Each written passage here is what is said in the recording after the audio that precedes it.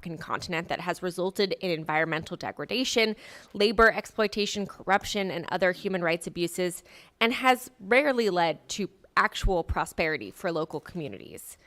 There are many drivers of exploitation in the sector, whether that be poor governance that allows corruption to fester, weak judicial institutions that foster a culture of an impunity, lack of economic opportunity for marginalized communities, and so on. These conditions create an environment that's ripe for exploitation by domestic and foreign companies alike. They can act with impunity to cut costs by not adhering to environmental, social, and governance standards due to local corruption eating into their profits. That means poverty wages. That means unsafe and deadly working conditions. That means contaminated water in local communities, and ultimately it means putting short-term gains ahead of the long-term development, stability, and success of the African continent. There is no question that Chinese-owned and operated companies are dominating and engaging in exploitative practices in the mining sector in certain African countries. Many of these companies frankly don't care about the corruption and are not as concerned by the blow to their reputation. For example, just this month, the Kafua River in Zambia was declared dead after a Chinese-owned copper mine contaminated the river. In response, the Zambian government fined this company a measly $10,000. This impunity exists all over the continent. We have also seen other foreign companies operate in the sector and be accused of corruption and human rights abuses. For example, Glencore, a Swiss company, pled guilty in the United States to bribing officials in Nigeria, Cameroon, Ivory Coast, Equatorial Guinea, and the DRC, and ultimately agreed to pay the DRC $180 million in a settlement deal. Last year, the Biden administration sanctioned a UAE-based gold company for purchasing gold from the Rapid Support Forces in Sudan, ultimately fueling the war and the RSF's genocide. And famously, Israeli businessman Dan Gertler was exposed and subsequently sanctioned for hundreds of millions of dollars worth of opaque and corrupt mining and oil deals in the DRC. We will continue to see these practices until we address what is actually fueling exploitation in the first place. Meanwhile, the United States has long attempted to increase U.S. investment in Africa's mining sector as a means to secure our supply chain and compete with China.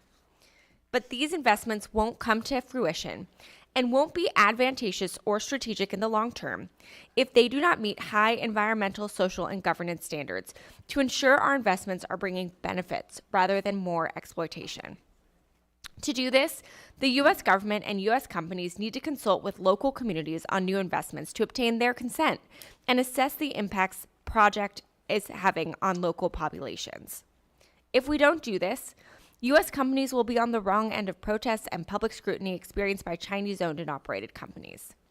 And that's why I was so disappointed that the Trump administration recently moved to pause the enforcement of the Foreign Corrupt Practices Act, which is a law that prohibits the bribery of foreign officials to obtain a business advantage and requires transparency for companies. This is the exact kind of law we need to make sure our investments are good. So I urge the Trump administration to reinstate the enforcement of this law immediately. I also continue to be alarmed by the devastating impact of President Trump's foreign aid freeze, including on U.S. efforts to address exploitation in the mining sector.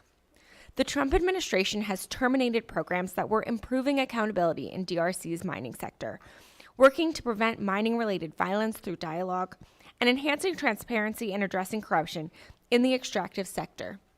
If we are serious about addressing exploitation in the mining sector and bringing mutual benefits to both Africans and Americans, then we need to bring all of our tools to the table. So I look forward to hearing more from our panelists about what is driving exploitation and how we should address it. Thank you. I yield back. Thank you, sir.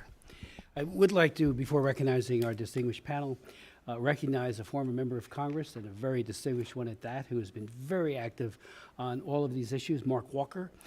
Thank you, Mark, for being here and for bringing three Congolese Americans with you who are extremely interested: Adrienne Moros, Elaine Buka, and Wilson Tate. Thank you, Mark, again for meetings we've had recently as well as in the past on all of these relevant issues. You are tremendous. Thank you.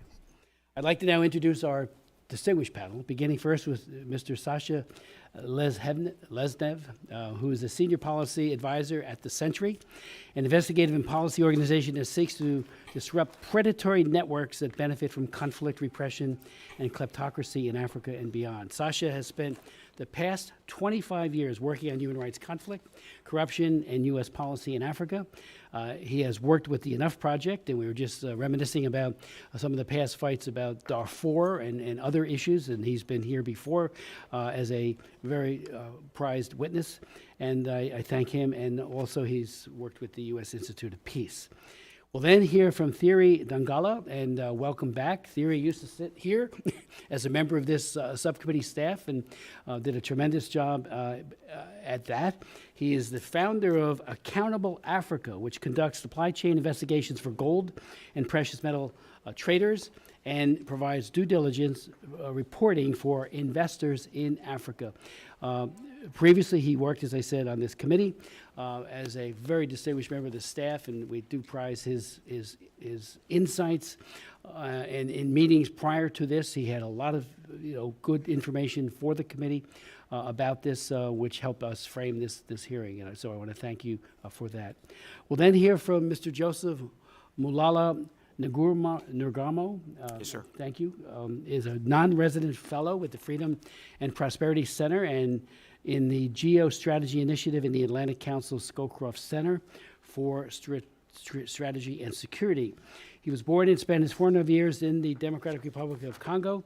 He was the first and thus far only, I believe, Congolese graduate from the United States Military Academy. What a great accomplishment that is, at West Point, where he majored in defense and strategic studies.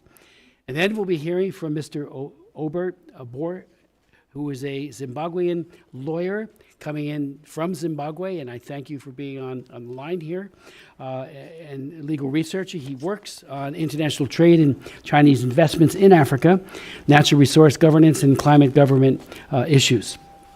Previously, Obert coordinated the alignment of Zimbabwe laws with the 2013 Constitution and served as a researcher clerk for the Chief Justice of Namibia, where he provided research support to judges in drafting of court judgments. Thank you. I will now yield to Sasha for such time as he may consume. Thank you so much, Chairman Smith, Ranking Member Jacobs, and distinguished members of this subcommittee. You all are real champions for human rights, and I greatly appreciate that. I have personally witnessed the horrors of child soldiers and child miners as young as 8 years old in mines in the Democratic Republic of Congo, as well as warlords and Chinese and other companies profiting from this exploitation, all in the name of getting us cheaper smartphones and cars. This has got to stop. Africa holds 40% of the world's critical minerals, and China made a strategic decision a decade ago to procure them, spending well over $10 billion acquiring mines. But the investments have come with corruption and human rights abuses. Nowhere has these problems been more acute than the Democratic Republic of Congo, the world's largest producer of cobalt and tantalum and the second largest producer of copper. Corruption has only increased since the China-DRC mega deal worth $6.2 billion in 2008. The DRC's corruption rating is lower today under President Tshisekedi than under his predecessor, Joseph Kabila. My organization, The Century, investigated these deals and found $238 million and then $55 million that went missing. And major Chinese and other mining contracts remain opaque today. Unfortunately, corruption has not been limited to the Chinese. International tycoon Dan Gertler was sanctioned during the first Trump administration after his corrupt mining and oil deals led the DRC to lose $1.3 billion. Human rights is also worsening, with increasing repression and thousands of child miners working at mines that send cobalt mainly to Chinese crude refiners. The president's security force has illegally controlled mines, and thousands of people have been forcibly evicted to make way for Chinese mines in particular. Another mineral, gold, which you highlighted, has also been at the heart of this escalating conflict in eastern Congo, which has displaced 6.5 million people. It's the world's third largest displacement crisis. Gold is a chief source of revenue for armed groups.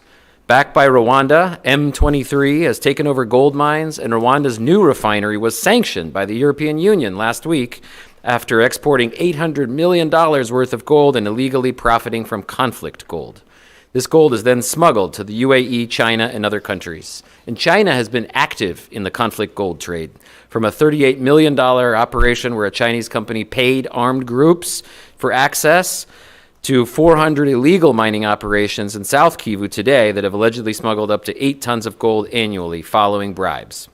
And China is purchasing record amounts of gold today, potentially to establish a new BRICS currency that would chip away at the US dollar. This is not a hopeless situation. Leverage exists in these supply chains, and the US government, electronics companies, and banks in particular can make an impact in 3 areas. The biggest obstacle to eliminating mining abuses is the system of kleptocracy in the DRC. This system of state capture allows ruling elites and their commercial partners to personally profit while leaving the population to suffer from poor security, education, and health care. They use violence to maintain power and repress dissent. This system will continue unless there are consequences for that corruption. Addressing this would also level the playing field for U.S. companies.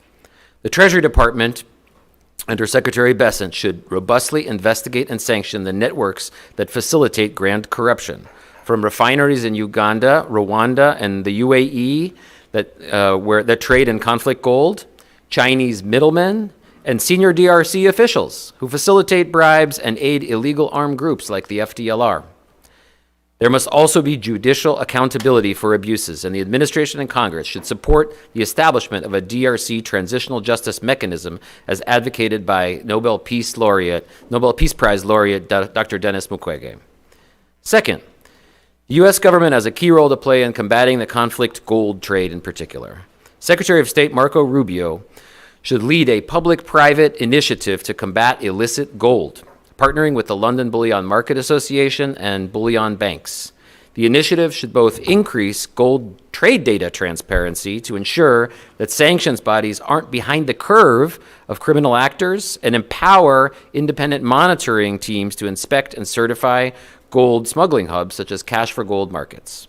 Secretary Rubio and Secretary Bessent should also establish an illicit gold task force to robustly investigate and sanction trafficking networks. As part of it, Treasury's Financial Crimes Enforcement Network, or FinCEN, could issue alerts and keep banks updated. Third, China still needs U.S. markets. So Tesla, Apple, and others have important leverage over Chinese suppliers. Sunlight is the best disinfectant to clean up corruption, especially through mining contract transparency. High-tech and auto companies should use their buying power to require Chinese and all suppliers to publish the ownership structures of mining companies, contracts, and service providers, hire their Congolese workforce directly, not through subs, and source only from crude refiners of cobalt and copper that have passed the electronics industry audits by Responsible Minerals Initiative. Relatedly, the State Department and companies should strongly urge the DRC Mining Ministry to create more artisanal mining zones to give miners the legal space to operate and reduce abuses. Finally, it's important that the administration should nominate an Assistant Secretary of State for African Affairs with urgency to coordinate responses to the DRC in all of these crises.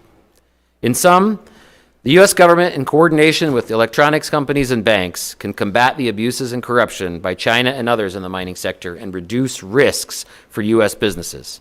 I sincerely hope that progress is made so Congolese and other mining communities in Africa no longer experience the horrors that I've personally witnessed. Thank you very much.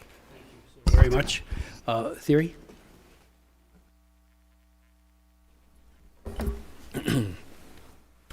Chairman Smith, Ranking Member Jacobs, and distinguished members of the committee, thank you for the invitation to testify on metals, mining, minerals, and how the CCP fuels conflict and exploitation in Africa. Your leadership and interest in this topic is timely and warranted, as the majority of the conflict zones in Africa are around mineral deposits. So as a due diligence firm that has conducted supply chain investigations in various countries, ranging from Tanzania to Sudan, Ethiopia, DRC, Ghana, Cote d'Ivoire, and so forth, Accountable Africa has been on the front lines of steering investors and traders away from the pitfalls of illicit mining practices and networks, which are ever growing.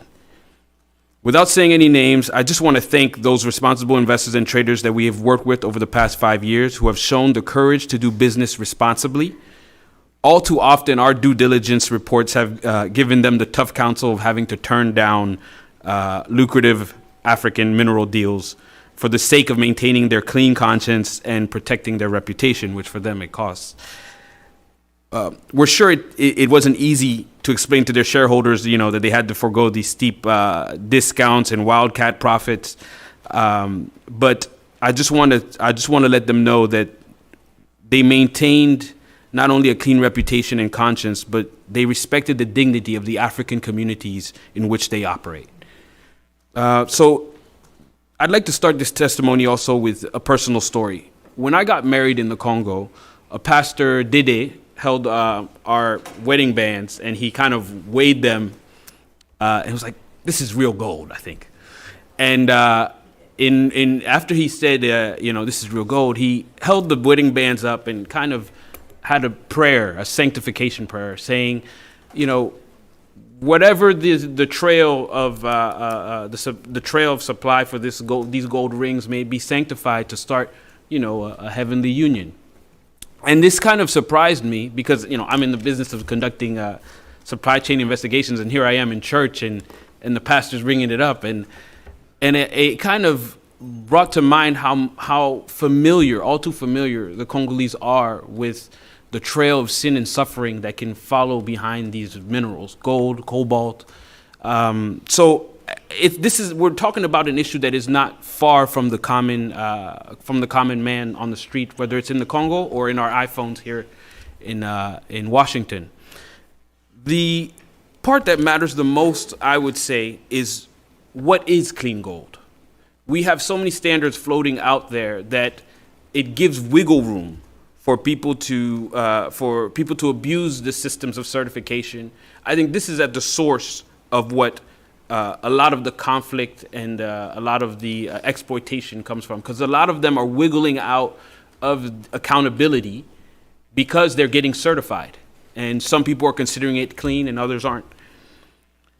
So going on to that point of a moral standard needing to be established in the industry, today we can witness that there are too many unaccountable and foreign entities that get to determine what makes minerals clean in Africa.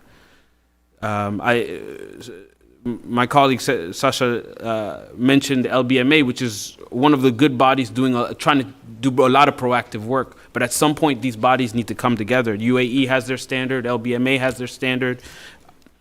So stemming the corruption and the conflict fomented by the bad actors that take advantage of this wiggle room will require us standardizing that definition of what is clean. I don't want to be too verbose, but I kind of want to show another anecdote. Today some Western, audit firm can certify something clean, and they had never been on the ground. Or if they go on the ground, it's a show of, 2 or 3 hours, and they go take pictures and go. But I want to say how local fishers in the Congo can have a different perspective than these audit firms. A local fisher can look by looking at the, a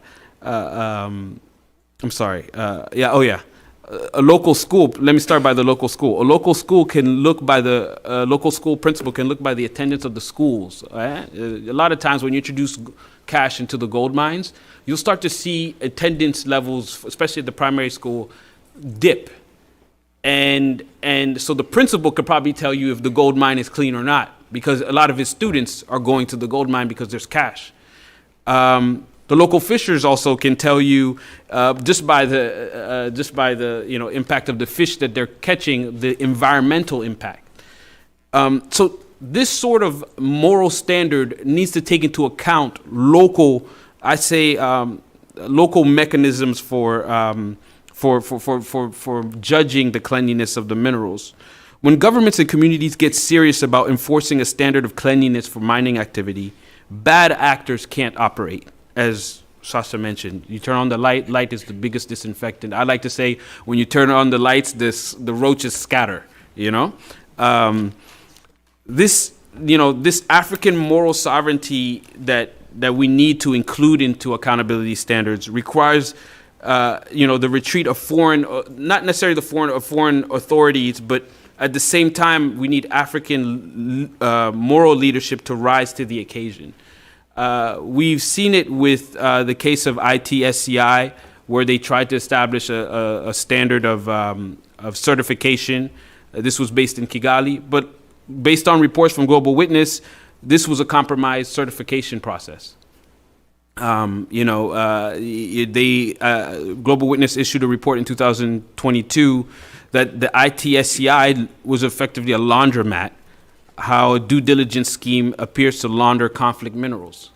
So this is an example where we have just various authority structures claiming something clean, and then it gives wiggle room, and next thing you know, they're funding conflict. So I want to recommend two more things apart from standardization of the moral of what is clean gold. I want to recommend competition. This is something that doesn't cost the U.S. government any money. Right now, we're at a stage of all pretty much sanction is our main tool, which it's effective on the ground. But I believe that we can do not necessarily all carrot, all stick and no carrot. I think we could add a carrot to that stick. Under existing authorities, OFAC has authority to license activities. So if we could encourage traders to apply for licenses, this would effectively bring competition to the space. Because right now, in countries like DRC, Sudan, and all the others that have network sanctions in place, what happens is, as soon as the sanction system is in place, investors and bankers who usually finance the mining activity run away because they don't have time to decipher between the good and the bad actors. And so what happens is that even the good actors, the ones that are willing to be accountable, they'll run away and not necessarily run away, they'll run to the only competition that's still there, and that's usually the Chinese and other bad actors. So if we could establish kind of a licensing channel, which the authorities exist, where traders can proactively submit their trading data to OFAC to maintain their licenses, not only would OFAC be able to stay ahead of the curve of illicit gold trends because they would be gathering data, but also we would be rewarding those who are doing good in the space, whether it's gold, cobalt, and others. In the absence of competition, we've given the market over to bad actors, including China. The last recommendation, I think, is quite just a development recommendation. It's supporting industrial energy projects like the Grand Inga Dam in the DRC. How does that matter? Well, doing this will make the economics of exporting processed minerals to China comparatively costly. Right now, the race for strategic minerals is not for the deposits, but for the refining capacity. China controls over 85% of the world's refining capacity for rare earths. It's because energy is cheap in China. Prioritizing the DRC's launch of the Grand Inga Dam project will undercut China's export-led growth model that dumps products and labor in Africa while also interrupting China's mineral extraction barter system that circumvents the US dollar in Africa. This is really key because if energy is cheap in DRC and the minerals can be processed in DRC and transformed, there's no need to send it to China. And lastly, I want to end on a warm note. I just came back from Sudan where I conducted another supply chain investigation. It was during the month of Ramadan. And the mining community I visited in the north didn't have much, external wealth. But you couldn't guess it from the amount of food and charity they shared at the breaking of their fast with me. Though everyone was living through a civil war, because Sudan, right, is a civil war, and they all joined in their hard-knock pursuit of gold at the mining site, these communities maintained the utmost hospitality. It reminded me that the mining activity doesn't happen in a void, but within a social fabric that must be respected. By visitors, investors, governments alike, this social fabric can be respected, but we notice that this is the challenge of the African model in Africa. They don't respect the social fabric in mining communities, which we can. Thank you. I'd like to now recognize Mr. Nguirimo. Thank you, sir. Thank you very much. Thank you. Thank you, Chairman Smith, Ranking Member Jacob, and the other member of the House Foreign Affairs Subcommittee on Africa for the invitation to testify on metal, minerals, and mining, and how the CCP fuels conflicts and exploitation in Africa. My name is Joseph Mulala Nguramo. I am a Congolese national, and I grew up in the Western region of Kivu in eastern Congo, particularly Goma. I was honored to graduate from the United States Military Academy in West Point in 2014, and I'm currently an resident fellow with the Freedom and Prosperity and the Skrokov Centers at the Atlantic Council. I am grateful to the U.S. and the American people for the great opportunity to dedicate my professional career to the building of U.S.-African relations, as well as promoting democracy, freedom, and good governance. I'm humbled and honored to be invited here to share my thoughts on these issues. My testimony will look at the impact of Chinese mining in the DRC and the implication to U.S. national security in the region. The DRC's wealth in natural resources is estimated at $24 trillion, representing 70% of global cobalt and a proven reserve of gold, coltan, lithium, copper, and diamonds. As long as the Chinese Communist Party controls the mining sector in the DRC, the entire region remains economically fragile and is threatened by civil unrest. The CCP has been playing a predatory game globally, fueling conflicts and corruption, encouraging bad governance, emboldening the rise of autocratic tyrannical regimes, leading to a significant regression of democracy around the world, as the Atlantic Council Freedom and Prosperity Project report have demonstrated. Currently, the volume of trade between Africa and China is estimated at $280.1 billion, and rising steadily by 1.5% annually as of last year. Yet, almost investment are in the mining and infrastructure sectors without long-term benefit to the country's GDP and the populations. Indeed, the CCP routinely operates in shadow of governments that lack transparency and they care little for human rights and democracy. I wish to argue that political and social stability in the DRC is essential to the U.S. national security. In the DRC, ongoing civil unrest and unmitigated humanitarian crisis are largely due to China's ruthless and irresponsible grip on the country's natural resources. Controlling almost 90% of Congo's mining sector, the CCP has failed to use its economics and financial power to defend and promote the rule of law, freedom, and equality of governance, but has instead masked a strategy to take advantage of a country in chaos. China has significant economic interest in the DRC, and to just name an additional example, in Sudan. And yet, the countries are at the precipice of collapsing, becoming failed states. No different with the tragic situation going right now in Haiti. While the U.S. government has come to characterize the ongoing massacre in Sudan as a genocide, I'll focus more on the DRC because the nature and the character of the ongoing conflict between Rwanda and the DRC are of a magnitude to destabilize the entire region and significantly impact U.S. national security. The DRC minerals have become essential in the world transition to clean energy and are a key component in microchips and semiconductors, which we use in our critical infrastructures, advanced weapon systems, technology including missile defense, fighter jets, satellites, communication equipment, and relate to recent developments. Unfortunately, the current DRC government lacks the competence and leadership to ensure a safe and a consistent supply of this product. It has instead allowed China to control the mining sector. Given this situation, the U.S. and the allies' national security will be experiencing growing dependence on the CCP's global supply chain. This process will be precipitated as the DRC and Rwanda are on the brink of a war, and the stability of the entire region is frightened. The latest developments in Sudan and African West Lake region are cause for alarm.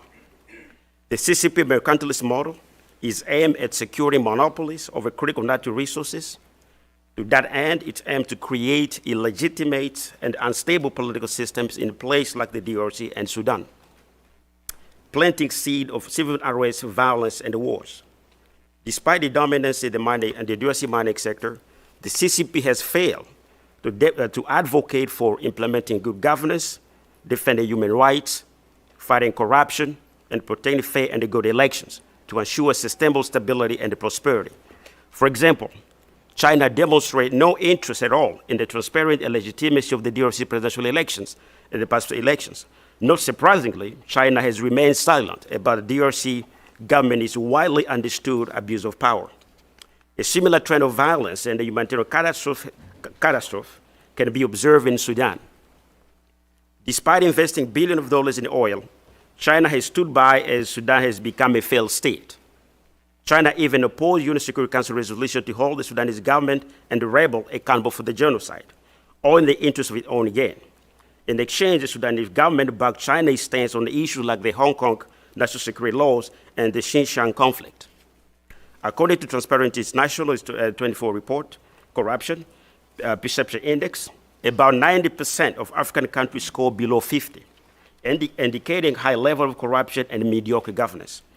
Just the Sub-Saharan Africa alone scored an average of 33% out of 100, making it the lowest scoring region globally.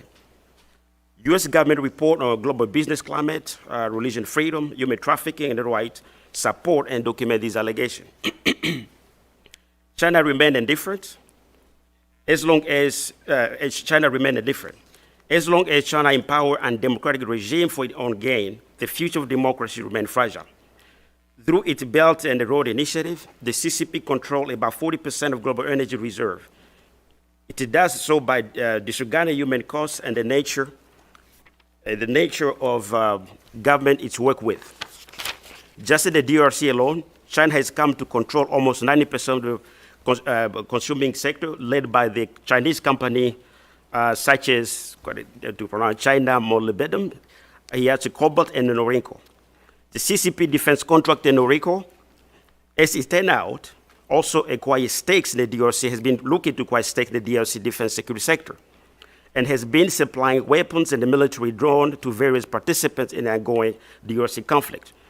China, by failing to control the distribution of military weapons, continued to fuel the conflict. Alternatively stated, combined with a veto power of the UN Security Council, China has failed to use its economic and financial power in Africa to defend and promote the rule of law, freedom, and equality of government, and to help prevent conflicts.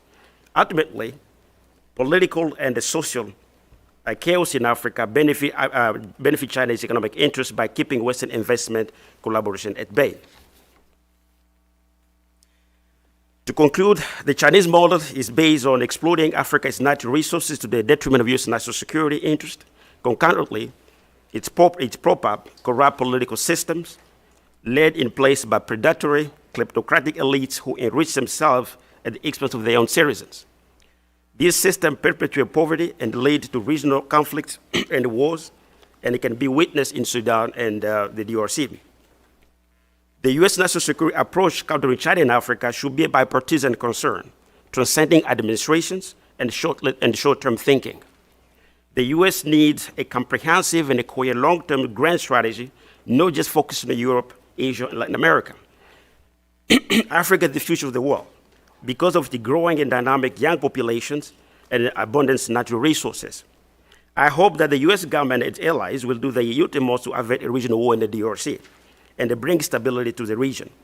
There have been years of passivity and inaction regarding Africa, and the U.S. has been too slow to recognize how its own national security interests are tied to peace and stability and economic development of the African continent, especially Central Africa. It is crucial that the U.S. counter China's grip on natural resources within the region in the interest of the own national security, democracy, and human rights in Africa. The United States should take its responsibility as a moral global leader of international rule-based international world order. If the U.S. fails to lead, who else will? Certainly, in the absence of U.S. global leadership and engagement, the vacuum will be filled by autocratic, repressive, tyrannical, and authoritarian regime, as we are seeing in Venezuela, North Korea, Russia, Sudan, and certainly the DRC. Unfortunately, back in the line with the CCP. I appreciate your attention and of this issue, and I'm looking forward to your questions. Thank you. Thank you so very much for your testimony and your insights. I'd like to now recognize from Zimbabwe, Mr. Boer.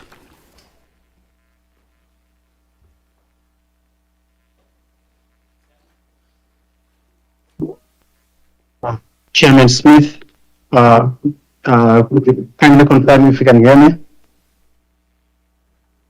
We can hear you. Thank you. Thank you. Chairman Smith, Ranking Member Sarah Jacobs, and distinguished committee members, I appreciate this opportunity to testify before this committee on metals, minerals, and mining, and how CCP influences conflict and exploitation in Africa. I am indeed honored to appear before you today. I serve as a program lead on responsible business and investments of the Zimbabwe Environmental Law Association, a public interest law organization with over 20 years of using the law to promote equitable, beg your pardon?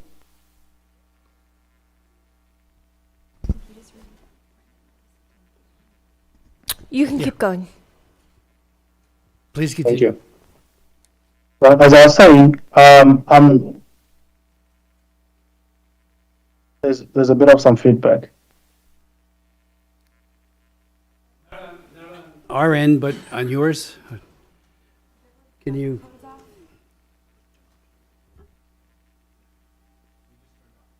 Oh, good, good. Right, I'll go ahead. I serve as the responsible investment and business program lead for an organization called Zimbabwe Environmental Law Association, which is essentially a public interest law organization with over 20 years of experience in using the law to promote equitable, just, and sustainable natural resource management and economic benefits and protection of rights of marginalized communities in Zimbabwe and the Southern Africa region. Before I share my insights and perspective on what drives conflict and exploitation in the mining sector in Africa, allow me to provide a bit of some context and why Africa is a key player in the global mineral supply chains. I think speakers before me have already alluded to the fact that Africa is endowed with abundant mineral resources. The continent actually is home to an estimate of 30% of world's mineral resources, with 8% of natural gas, 12% of world's oil reserve, and 50% of the world's gold, as well as 90% of the global chrome. With these abundant metals and minerals, the sector is actually a backbone of several African economies and continues to generate significant foreign currency and revenue, as well as creating opportunities for employment. 42 out of 54 African countries are classified as resource dependent. This is enormous. This tells us that the entire African continent depends on those minerals for revenue generation. And according to the African Union's Africa Mining Vision, it recognizes the potential of mining in driving broad-based economic development on the continent. And in terms of critical minerals required to transition to renewable energy and meet the climate goals, Africa also occupies a strategic position. The continent holds about 70% of the world's cobalt, 60% of the world's manganese, 25% of the world's bauxite, and nearly 15% of the world's copper, amongst many other critical minerals. And Zimbabwe, where I am from, where I was born, has the largest lithium reserves in Africa and sixth in the world, as well as the second largest chrome deposits in the world. Without a doubt, committee members, mining continues and should drive economic development for the continent. However, while mining presents these huge, enormous economic opportunities for development, it has not been easy for the continent to harness and maximize benefits from its natural resources. The sector has been plagued by governance challenges due to structural problems. There's been years of corruption that has remained a significant barrier to responsible investments in sustainable mining. Several companies, both Chinese and non-Chinese, have been implicated in corrupt practices to secure mining concessions. You all know of cases like Glencore, where they have accepted to pay fines as a result of using bribes to secure mining and oil contracts in multiple African countries. You also have companies like Barlow Group, a French company that was fined 12 million for corrupt charges in Togo. Similarly, Chinese entities like China Non-Ferrous Metals Mining and Corporation, as well as China Offshore Oil Corporation, have been implicated in corrupt deals in both Zambia and DRC and even Nigeria. While these are just examples of large corporations implicated, they are not the only bad guys. They are simply the ones that were caught on the wrong side. For years, places like Kivu in the Congo have been afflicted by conflicts intricately related to its vast mineral resources.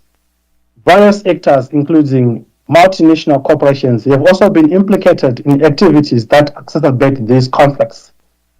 Some of the major tech companies from the US, Apple, have also faced some scrutiny over the potential use of conflict minerals such as tin, tantalite, tungsten, and cobalt from DRC.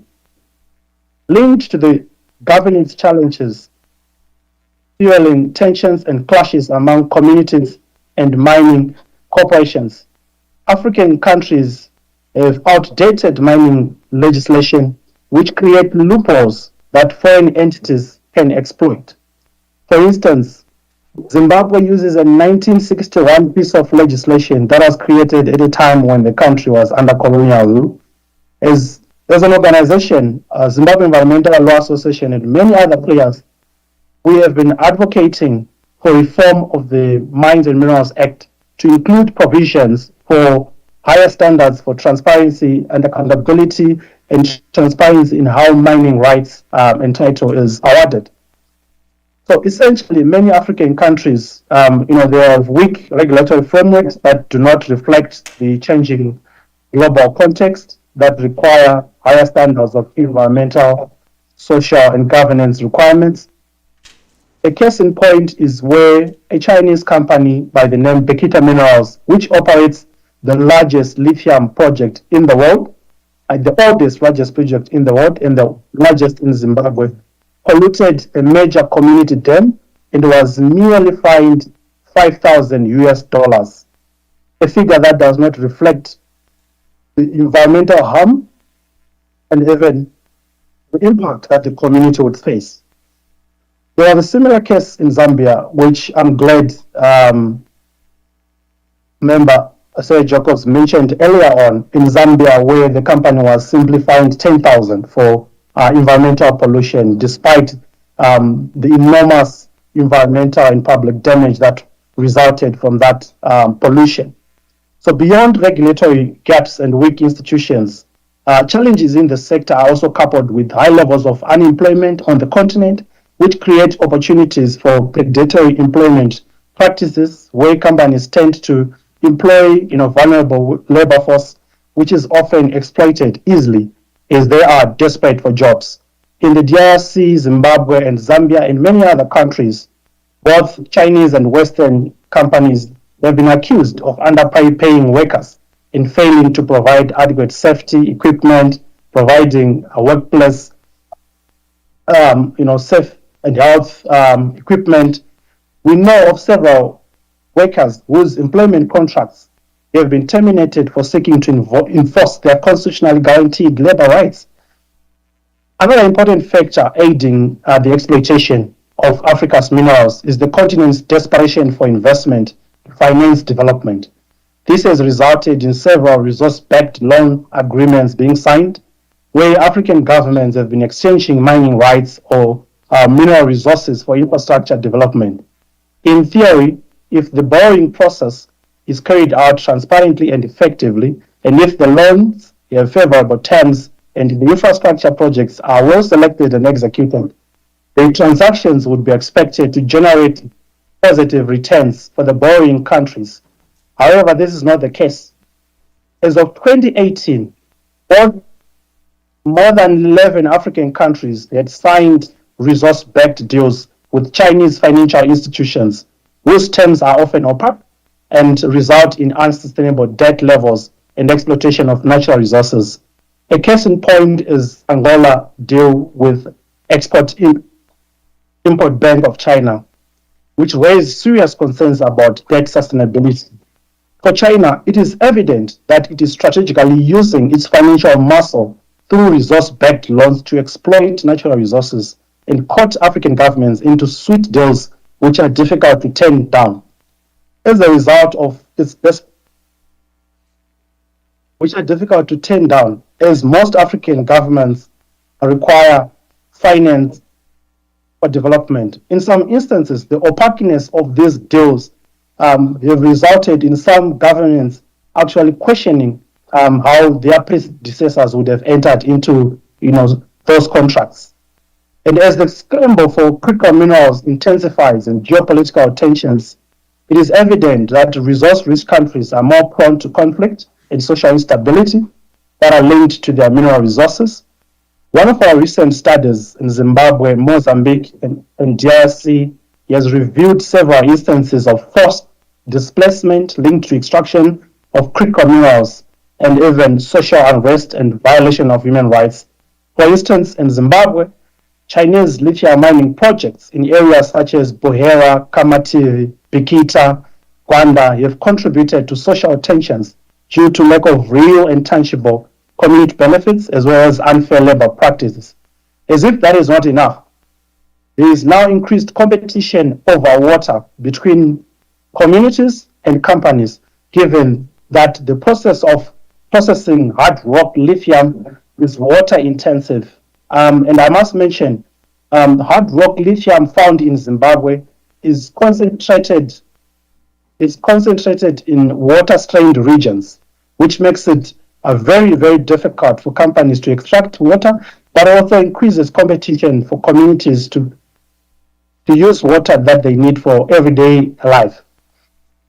A study by the Business and Human Rights Resource Center on the impact of China's global investments in investments on human rights between 2013 and 2020, it shows that Africa had the second highest number of human rights abuses that are recorded against Chinese companies. And in the face of all these violations, communities impacted, they struggle to access remedies and seek redress because of captured judiciaries. Furthermore, several Chinese projects are linked to cases of forced displacement.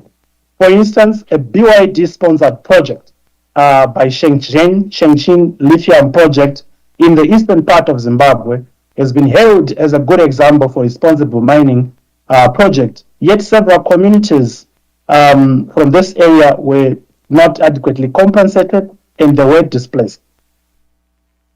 In places like Cabo Delgado as well in Mozambique, there have been serious tensions as a result of projects that Total Energy has been exploiting. So evidently, this is not only the Chinese that are contributing and fueling conflict and exploitation of Africa's mineral resources. There are several other companies that are not Chinese that are also, implicit. And coming to my conclusion, I want to make 4 recommendations on what the U.S. government can do. One of the key things we think is important is to rethink the engagement strategy with Africa, particularly to secure critical minerals for shared prosperity. African governments are now banning export of unprocessed minerals in line with the recently launched Africa Green Mineral Strategy, which was just launched in Ethiopia and Addis Ababa last week. And the idea is to compel beneficiation and value addition of projects on the continent. This provides an opportunity for the U.S. to strategically provide the requisite skills and knowledge by setting up refinery plans in partnership with African actors. Secondly, while the U.S. government is currently engaging with DRC for a deal for critical minerals for security, it should expand its engagement. We know of the Lobito corridor, deal with Angola, DRC, and Zambia. Of course, Zimbabwe has been excluded out of this. But one of the key things we know is that there is need for technical assistance around responsible mining, traceability, and responsible standards. Zimbabwe and many African countries are looking at potential partners to break the cycle of Chinese dominance. And it is important for me to highlight that due to sanctions for countries like Zimbabwe, they felt abandoned and China took advantage. And in some contexts, because of the desperation to look for the lowest suitor available, China became one of the investors that was there for the country to, award mining deals. So I think we need to ensure that as the U.S. government rethink its sanction regime on countries like Zimbabwe, because when sanctions were imposed by the U.S. government, it created a void, and companies that had disinvested created an opportunity for Chinese companies. So I call upon the U.S. government to also look at its sanction regime on Zimbabwe. Thirdly, I think my speaker colleagues before me have already talked about providing alternative markets and diversify the investment portfolio for the continent. But my last recommendation is supporting democracy and governance actors, particularly NGOs that are working to improve the regulatory frameworks and enforcement capacity around state institutions, because the role of civil society in exposing corruption, human rights abuses, cannot be understated. It is crucial for the US government, I think, to rethink again foreign funding towards these institutions. And for US companies, just 3 key recommendations. US companies that are contemplating on investing in Africa, they should set higher standards for environmental, labor, and governance. This is crucial for them to manage reputational risks and also avoid clashes with the local populations. It is vital for us to ensure that we have something to compare with. Currently, in countries like Zimbabwe, for instance, there is nothing to compare with. So if you say Chinese are bad, but there is a lot of Western investment that can be compared with to set the best practice or the benchmark.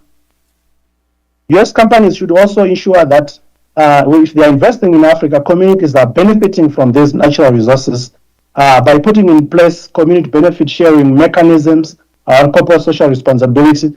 This has been done somewhere and it has worked.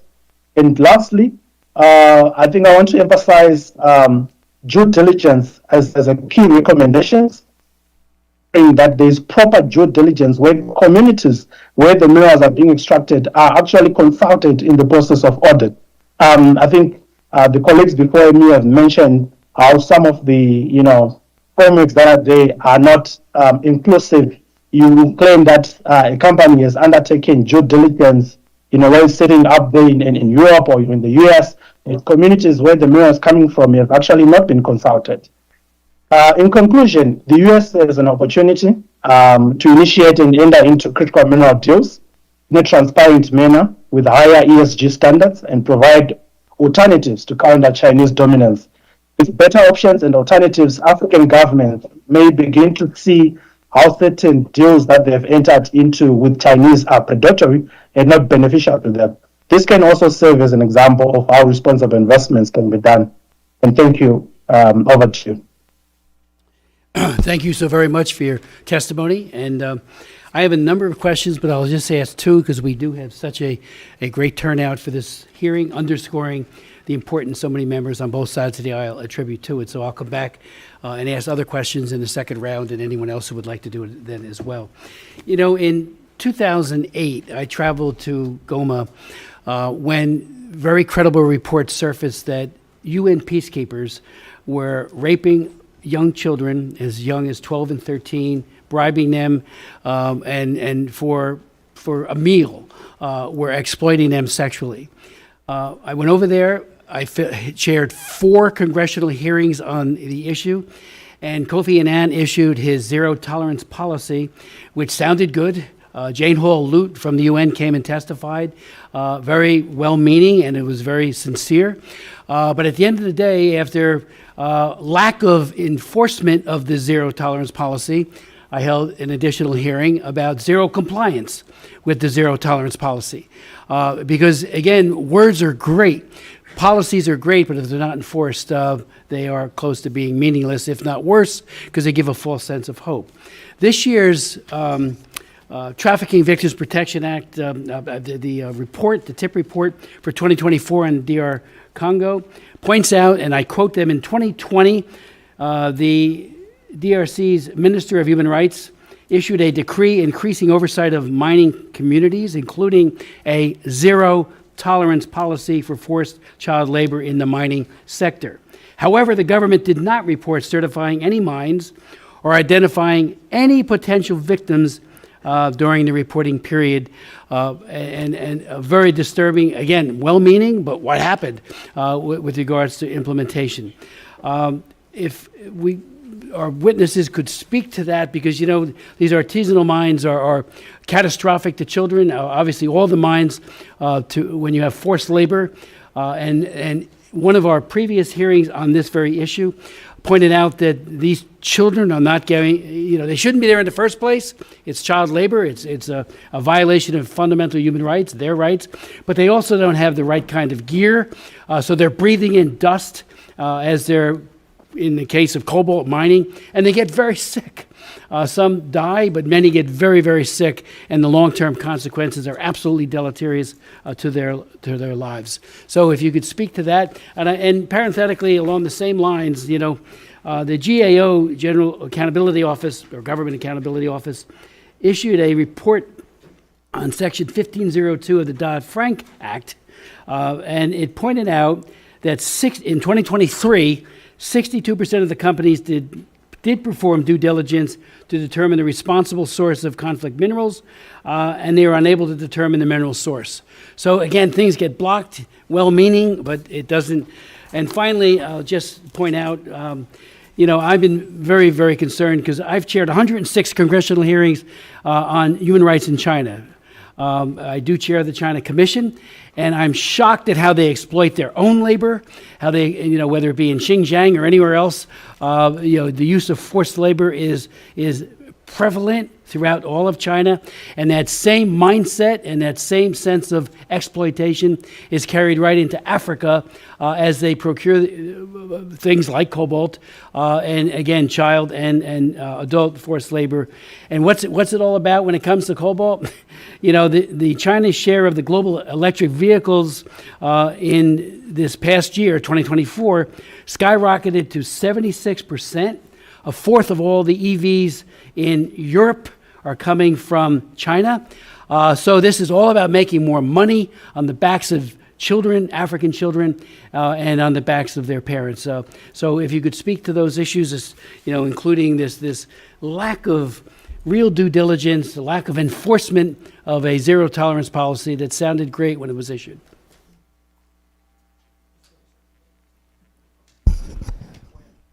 Thank you so much, Chairman Smith. I think it's you just characterize it correctly.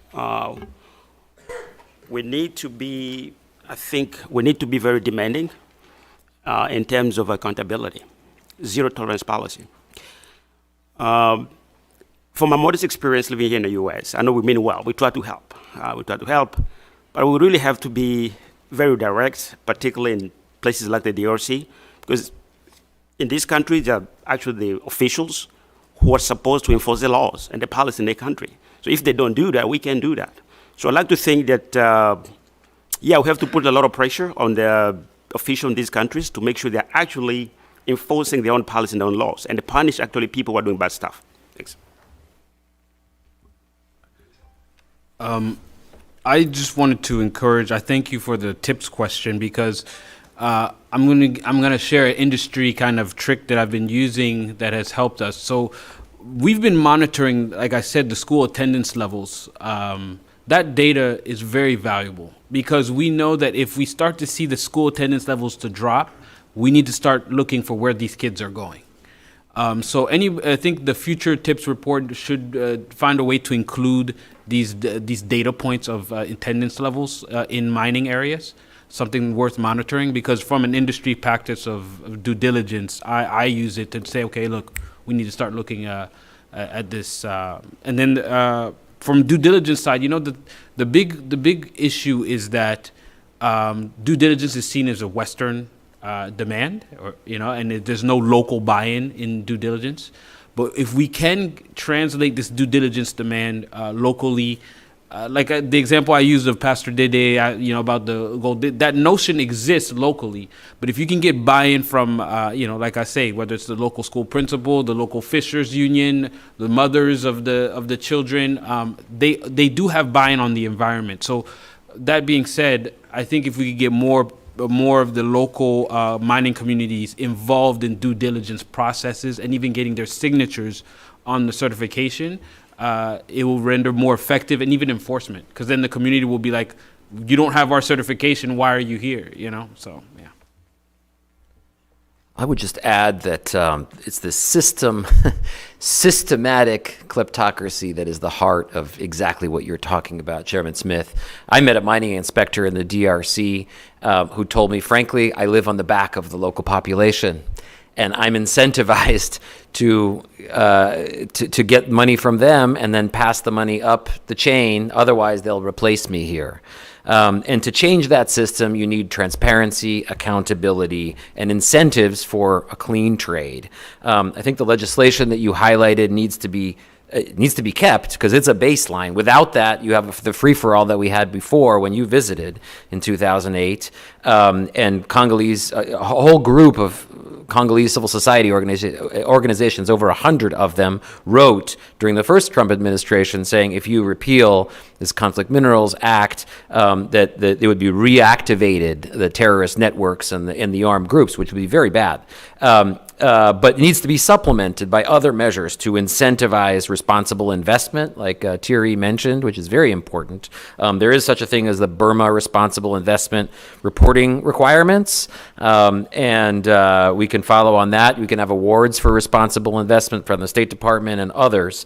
And then we need a better system to trace these minerals that is much more accountable and transparent. Thierry highlighted this ITSCI system that has failed, and the Responsible Minerals Initiative suspended them, and unless they're seriously reformed or replaced, that really needs to be much more transparent on the ground, and we need a better system for gold, which we talked about. Only those kind of things, plus incentivizing legal artisanal mining, then if it's legal, if people are following the law, children will not be there, at least of a certain age. So I think those kind of things can help. Thanks.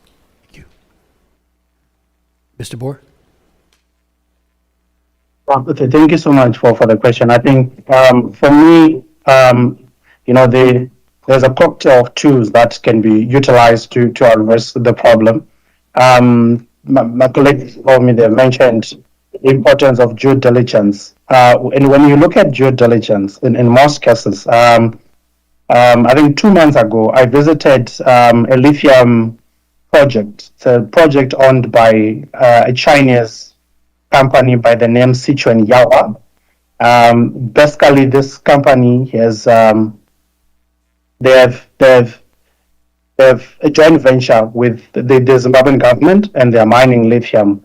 And you get into the community and ask them, have they ever been consulted about this project that that has been exploited by this company?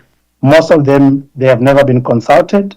But there is an environmental impact assessment report that was, approved by EMA, which is the regulator. And you start asking, so how you do have a legislation that requires environmental management agencies to, sort of like approve only if there's consultation that are inclusive, and communities have not been consulted.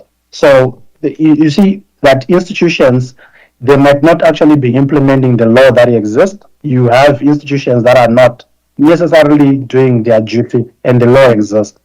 Then you further probe. You're asking these guys, so where are you sending your lithium to? Who are you buying? They start telling you, we are selling to companies like BMW, to LG, to Tesla. And some of them are even saying Tesla was, in Zimbabwe doing due diligence. I live there, the company I go to, the community. Have you ever heard of a company by the name Tesla here? So one of the key things that I need to insist, when tech companies are doing due diligence, they shouldn't just rely on the data that they get from the mining companies themselves.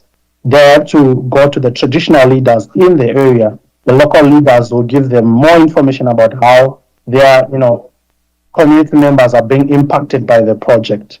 I'll end there. Thank you. Thank you. Ms. Jacobs. Thank you. As we've discussed already, there is a long history of exploitation in the mining sector on the African continent. Exploitation has emanated from not just Chinese companies, but from other foreign companies too. So if we're serious about preventing and addressing exploitation in this sector, we need to address the core drivers rather than just focus on one specific actor. So, Mr. Bore, I was hoping you could explain why exploitation and corruption is so rampant in the mining industry, and why are so many companies able to take advantage and often get away with corruption, exploitation, and diversion of minerals? Thank you so much for that question. And for me, I think exploitation and corruption in the mining sector is a systematic issue that is driven by a combination of factors, both governance challenges, lack of regulatory enforcement, power imbalances between the state, the host government, and also the multinational companies. In most instances, multinational companies are able to negotiate deals because of the power imbalances. And in many African countries, mining operations are taking place in a politically unstable and economically very fragile environment where institutions are very weak and the oversight mechanisms are sometimes compromised. So there are a number of factors and why companies exploiting. So I mentioned earlier on during my address the issue of resource-backed loans. I think it's one of the key things that we have noticed, because almost all the loan agreements that are extended to African governments by Chinese financial institutions, they are not known in the public. No one can scrutinize them, and minerals are collateralized for future mineral with future mineral production, but no one really knows, and even the estimate of the value of the minerals that are being collateralized, for purposes of infrastructure development. So that's one of the key factors. I think if African countries could have access to credit and not use, resource-backed loans as a strategy to get access to finance for development, we could, I think, break the cycle. The other thing is regulatory capture. I think this point has been overemphasized. I'll end there. Thank you. Thank you. Mr. Lezhnev, anything to add? Thanks for the great question. I would say two reasons, lack of transparency and lack of real accountability. You highlighted the excellent case that the U.S. government sanctioned a UAE-based gold refiner for sourcing from the Rapid Support Forces in Sudan. That's just the tip of the iceberg. That was one company. There's a whole supply chain there of RSF companies and UAE-based companies that are, trading tens of tons of gold per year and fueling that conflict. We need to go much deeper and much more robustly into those networks to hold them accountable. I think number two is there needs to be transparency to level the playing field for all companies. So the Extractive Industries Transparency Initiative is a great example of that. Chinese, Russian, whatever company is extracting minerals in that country has to play by those rules. Now, there needs to be better enforcement of the EITI standards. So, for example, they now require contract transparency. Only 26% of the countries implementing this contract transparency are actually fully disclosing all the contracts. DRC is a great example of that. So there needs to be more follow-up and on that transparency. But once you level the playing field, then you can really start to eliminate some of that exploitation. So I think we highlighted some of the ways, and on that transparency front, the gold trade data right now is 2 years old. If you're trying to get access to this, and so the sanctions bodies are just playing catch up with people, with these smugglers, very few of whom have been sanctioned. We need a much better system. The industry is developing this thing called the Gold Bar Integrity Initiative, which the U.S. government needs to work together on them. We should not be behind this curve. We should be working with industry to help lead these initiatives. Thank you. And since you brought up the role of the UAE gold trade in Sudan, I just want to highlight that in 2022, over $30 billion in gold was smuggled from the African continent to the UAE. And this illicit trade has fueled conflicts in the DRC, South Sudan, and Sudan, where UAE-based companies have purchased gold from the RSF, as we mentioned, who is committing genocide. You talked a little bit about how the U.S. can take more actions against UAE-based companies. Could you elaborate on how the U.S. should hold these companies accountable? And beyond in Sudan, where it's become very clear the role that the UAE is playing, what other concerns are associated with Emirati mining companies' involvement in the mining sector? Sure. Yeah. Great question. Thank you for highlighting that and for your leadership on this issue. We really need a better system to independently monitor global gold trading centers, the UAE, Hong Kong, Switzerland, Brazil. There are certain choke points where illegal gold, whether it's from Venezuela, Sudan, with genocide happening, Congo, et cetera, are going, right? And so the Kimberley process for conflict diamonds actually provides a useful window into how to do this. So they have independent monitoring teams that can go and inspect and certify these global gold trading centers, especially these cash for gold markets. If you're trying to buy, if you're trying to sell gold in the UAE or some of these other places, including Hong Kong, you can just get cash for a slight discount, and nobody's really following up. And so, I think it would be a great opportunity for Secretary of State Marco Rubio to help lead this with industry, who actually put pressure on the UAE and other gold trading centers in 2020, and then basically those centers did almost nothing, and now that pressure has been backed off. So I think it's imperative on industry to hold these global gold trading centers feet to the fire, and also for banks to conduct enhanced due diligence. They have a key role to play. These centers need finance and banking systems, and so banks can play a key role in that. Thank you. I yield back. Dr. Jackson. Thank you, Mr. Chairman. On Sunday, I just returned from a visit to the DRC. I went to the DRC, Rwanda, the Republic of the Congo, Burundi, and Uganda. I met with the president in the DRC, the president in the Republic of Congo, the president in Burundi, and the president in Rwanda. I left encouraged in some ways and discouraged in other ways, as you can imagine. I feel like that there is unbelievable potential in the area for peace and security, and for the killing and the bloodshed to stop. The resources there are just through the roof, tens of trillions of dollars in resources. DRC could be one of the wealthiest countries on the entire planet. But I do believe that certain things have to happen, and I don't know exactly what the answer is to get there. I think that, for this to exist, the Eastern DRC has to be an area where everyone has a vested interest in the safety and security and the ability for foreign companies to come in and invest in the area.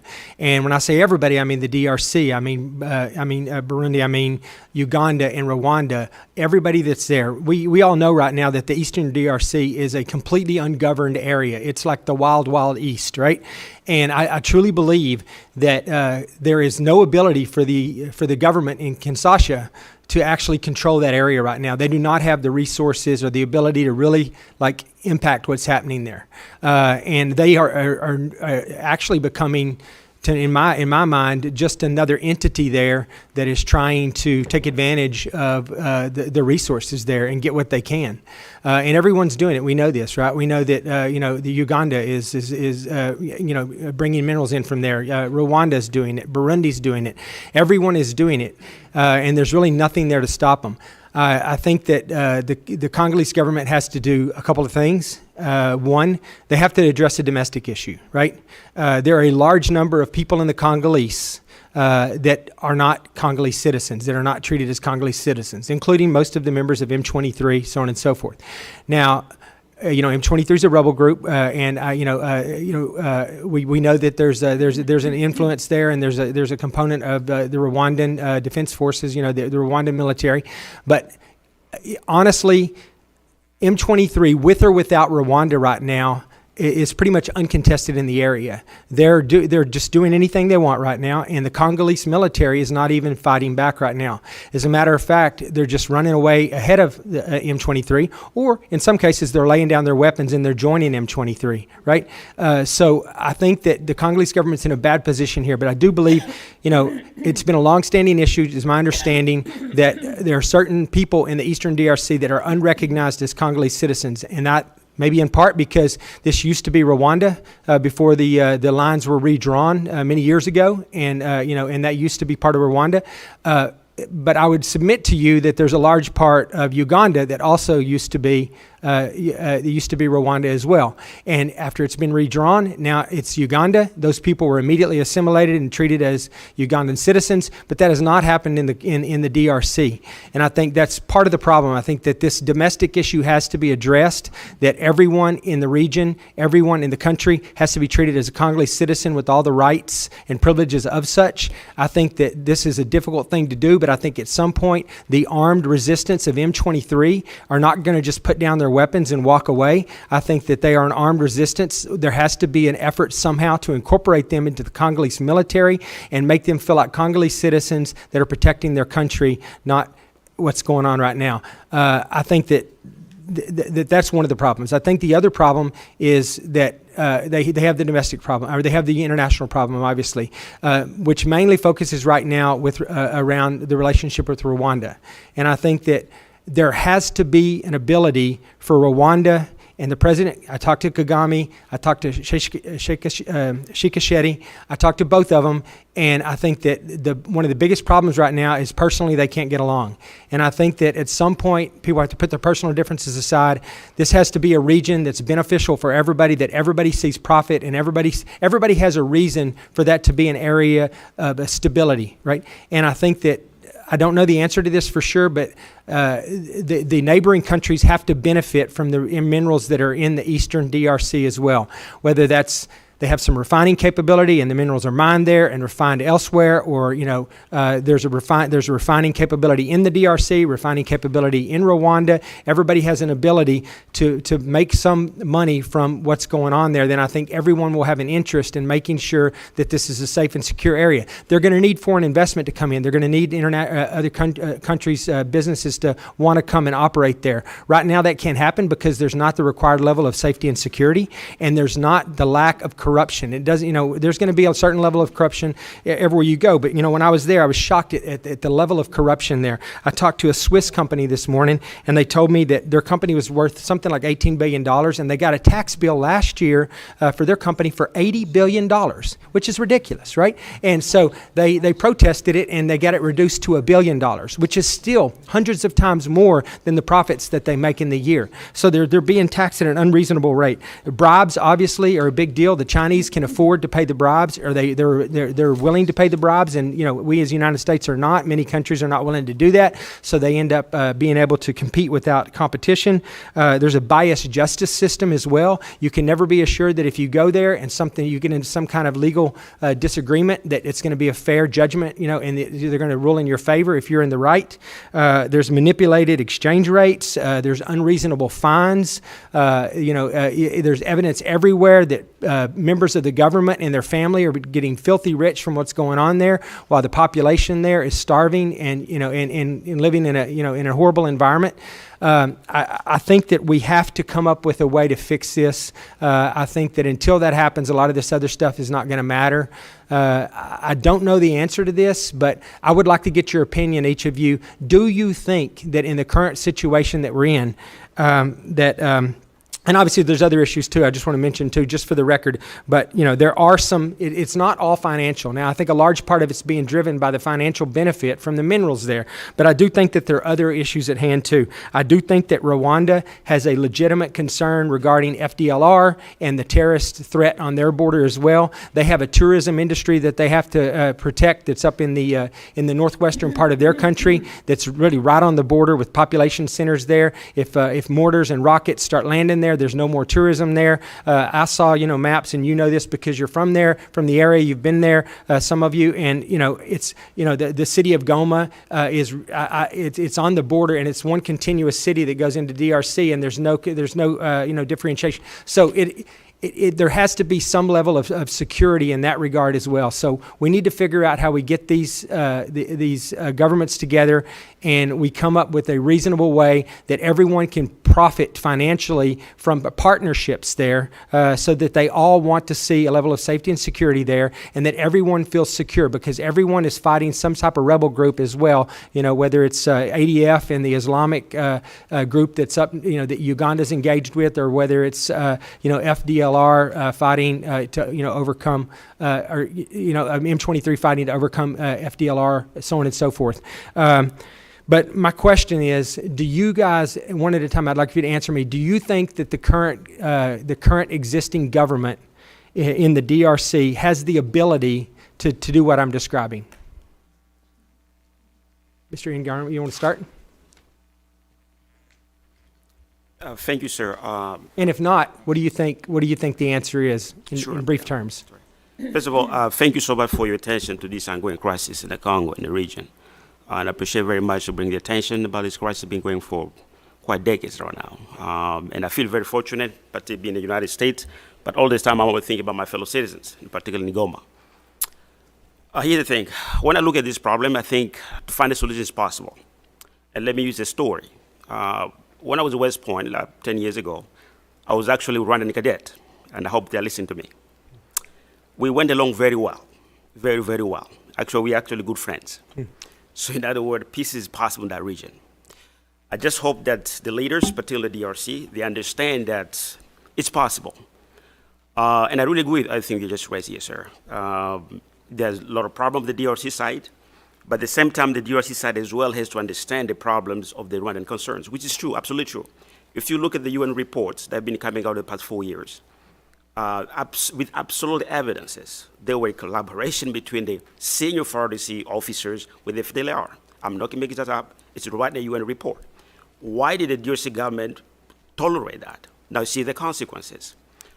On the other hand, about, for example, the resources along those lines, I think there is a lot of existing mechanisms, economic, political.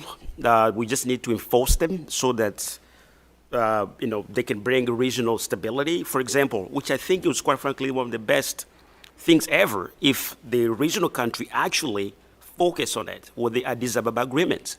And keep in mind that the Addis Ababa Agreement came right after the M23 again. Simply what's all the regional country, and particularly the DRC government, had to focus on implementing those policy recommendations that were in that agreement, including fighting the corruptions, implementing good governance, and the security sector reform. But what we've seen over the past, let's say, 10 years, I think, since the Addis Ababa Agreement was signed, really we saw little progress. Now, people can argue the President Felix Tshisekedi has arrived, has not had much time, but come on, 7 years I think is enough to show what to do or the limits of what they can do. But I like to think that particularly, so come back to your question, I like to be optimistic, but I'm not seeing any positive sign from the Kinshasa, particularly to try to address some of the root causes of how this conflict has come so bad to the point of, bringing the region again back to the mess we saw back in the 90s. And particularly because, and again, I point out the UN reports, which are very, very, actually, I always like it when all sides contest the report. It means it's credible, it's correct, because there's no pointing on one side, yeah. For example, the Goma collapse, if anybody was reading quite carefully, objectively what was happening behind the scene, it was predictable. It was really predictable.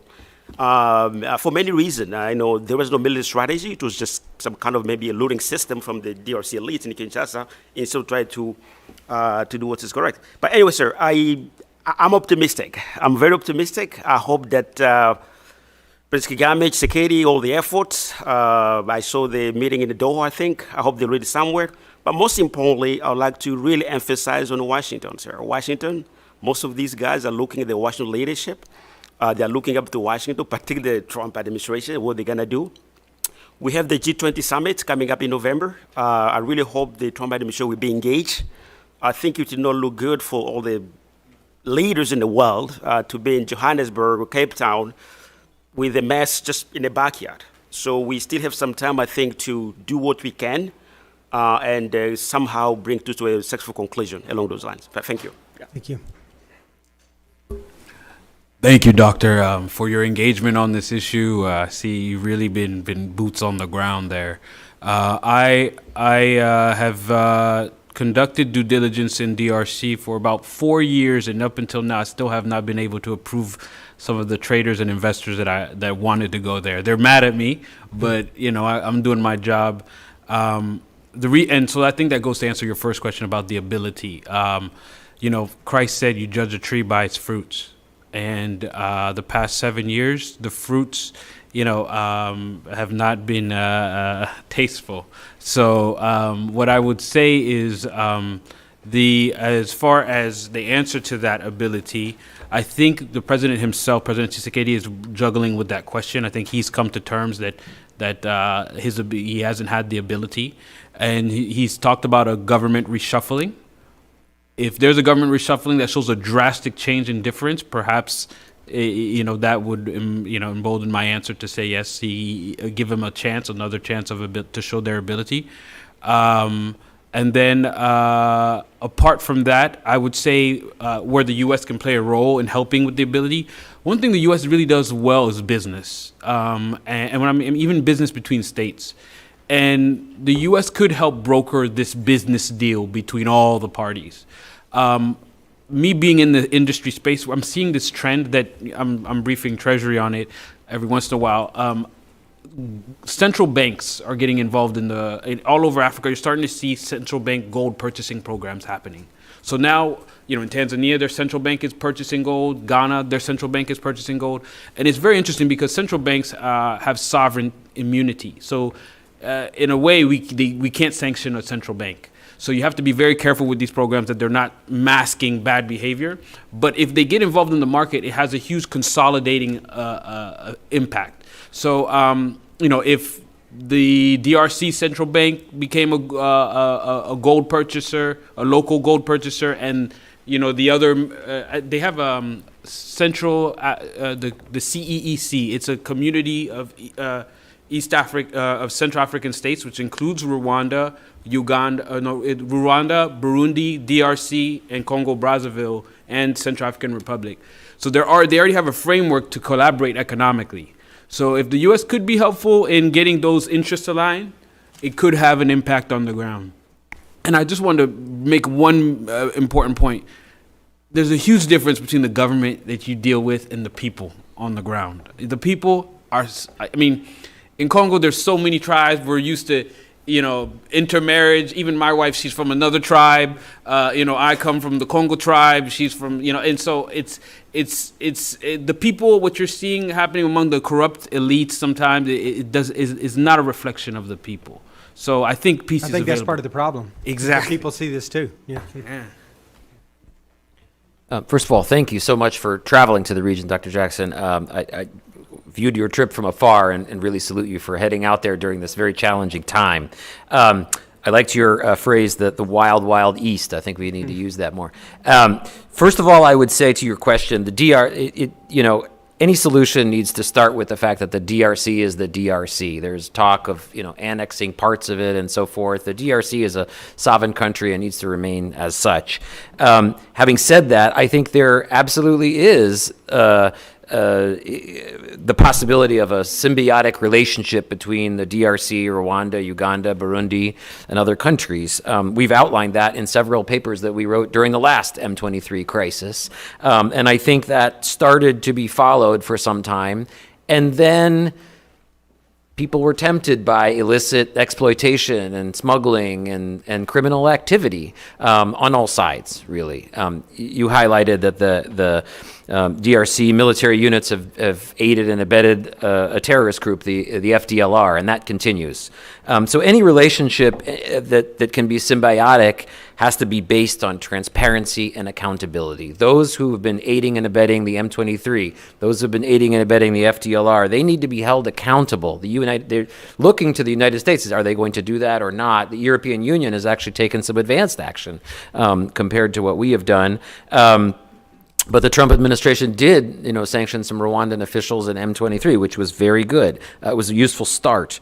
There needs to be a much better system for tracing and auditing the gold and the other critical minerals that are in the East, so that it's much more transparent, so that, you know, there can be processing facilities on the Congolese side and processing facilities on the Rwandan side, and everyone's very clear in a multi-stakeholder framework where there's real, as Thierry said, you can't just trust people to say, oh yeah, sure, it's conflict-free. Well, guess what? It's not. So we need to have real monitoring teams out there.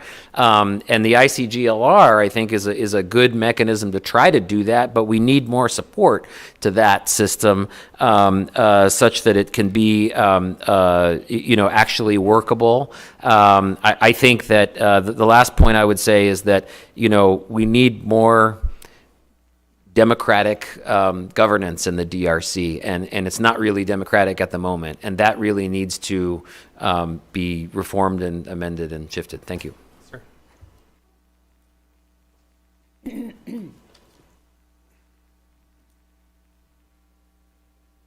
Thank you so much, Dr. Justin, for the question. I'm probably not the most qualified to speak about this you know, conflict in DRC. I think my colleagues who been in the area and live there, I think, are better placed to. But I think speaking from you know, my understanding of you know, some of the drivers of the conflict, I think there are two processes that have happened at the regional level. One, the process that, you know, the Luanda process led by the Angolan president. They tried to, you know, bring the two, DRC and Rwanda, to, you know, to the table, as well as the Nairobi, you know, process. And I think these two processes, in a way, should have at least, you know, de-escalated the conflict. Unfortunately, I think, you know, the government in Kinshasa is not buying into, you know, the negotiation and demands. And currently, I think Angola is trying to bring them to the table. And one of the conditions now is the M23 is saying we also want to be on the negotiating table. So governments can negotiate, but the leaders of the group also want to be part of that negotiation, which I think is quite important. Of course, you cannot support, you know, these groups to be part of, you know, formal processes, but we have to accept that the situation has reached another level that it calls for, you know, these measures that are not usually what one would want. So the DRC government should accept that at least we need to have, you know, leaders of these groups to also come and understand what really their interests are. Then the other thing is around strengthening, you know, the institutions, state institutions. Really, I think, you know, DRC is a vast country; it's quite big, and you know, arguments that we have also heard that it's quite difficult to manage, you know, such a big country with enormous resources and so many people with interest. But I mean, the US also, I think, can play a role through, you know, this critical mineral or security partnership deal, and come up with some sort of, like, you know, preconditions. Since DRC is already, you know, seeking to partner with the US, that can also be, you know, one of the preconditions to stabilize the region. Thank you. Thank you. And I'll just close by saying I think there's incredible opportunity here. I think that the new administration, President Trump's administration, sees they want this the bloodshed and the violence in the eastern DRC to stop, but they also see the U.S. National security interest in the area, and that's DRC in particular, but all of the continent of Africa. And I think that if we can't get this fixed, if we can't you know, develop this safety and security and the stability in the area, the people that win every time are the corrupt governments that are making money from it, and the Chinese who thrive in this type of environment, and on occasion the Russians. Thank you. Thank you very much. Mr. Olszewski. Thank you very much, Chairman Smith, Ranking Member Jacobs, and to all of our witnesses. I want to just say clearly we have an abundance of resources here, but also no shortage of concerns, and so worthy of our time and attention. So I thank you again for calling us together. I also just want to reinforce the point that Ranking Member Jacobs made earlier about, you know, if we're serious about exploitation, just making sure that we're taking the holistic view of things here. Certainly concerned about the impact of what the CCP is doing, but also thinking about those issues of transparency, economic opportunity that so many of you raised today. And so I want to just thank you for that. It's probably no surprise to members of this subcommittee that I'm especially appalled and interested in the stories of children who are victims of the sector that is fueled by violence, corruption, and cruelty. We know that there are as many as 40,000 child laborers in the cobalt mines now. Just this year, between January and February, more than 400 children in the eastern DRC were recruited by armed actors, with some as young as 14, being as young as 14 years old. We know that these children earn as little as $2 a day and face deadly landslides, hazardous conditions, and diseases, but continue to abandon school and work due to poverty and hunger. We know that, Mr. Dongola, I appreciated you mentioning the ways in which gold mining investments often reduce in less students in school. I appreciated also your comments about monitoring attendance levels in mining areas as we address these concerns. It's a real concern. The human capital index for the DRC is at 0.37. That means that a Congolese child born today will achieve only about 37% of their full potential, compared to what would be if they had that full quality education, healthcare. It's one of the lowest scores in the world. Staggering 97% of 10-year-olds in the DRC cannot read and understand a simple text. And so in this committee and elsewhere, I will just continue to bang the drum about the importance of education among those other supports. Certainly, any successful strategy to address China's exploitation and support for Africa's use of its critical mineral sector must include these supports for families, children, and local communities. And so I will note in 2019, there were a number of large companies that do benefit from this cobalt mining, such as BMW and Samsung, that launched the Cobalt for Development program with the stated goal of supporting safer and more ethical practices. These initiatives included better access for education for Congolese children, which can help provide opportunity and reduce the prevalence of child labor in mines. I guess my question then, for Mr. Dongola and Mr. Board, just in the interest of time, can you talk a little bit more about what initiatives have been most effective in supporting educational outcomes and providing those alternative options for income for child miners across Africa?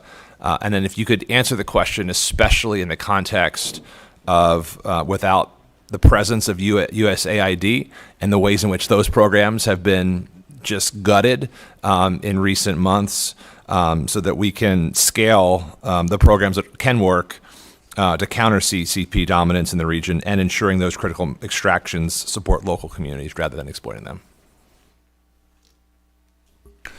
Thank you, Congressman. It's very refreshing to see someone so engaged on, it's a business question, but it's also a community question. So from the private sector side, some of the initiatives that we've done, usually there has to be when a mining company or a processing plant is established either in Zambia, DRC, Ghana, I think in Cote d'Ivoire, they all have this same framework where the village leader, there needs to be an agreement with the village. And this agreement has most of the families that are impacted by the education, their children not going to school, are going to be signatories to this agreement. The village that signs off on this community agreement for mining should have provisions on education. Say, hey, are your children still attending school? How many children do you have? Lean on that community agreement that the mining company has, and all the big companies have them, from Barrick down to the smallest, even the Chinese, when they have to get some sort of community agreement where they're mining. It's just that community agreement is just, some random document that everyone kind of makes up, and it doesn't have real teeth. But if you start to require that agreement, monitors education. Hey, are your children, that we as a community sign off that, that we're committing our children to staying in school in the midst of these mining operations, something that at least gets their attention on the issue. And then from there, I think initiatives can build on. That's what we've been doing, and I hope others can do more.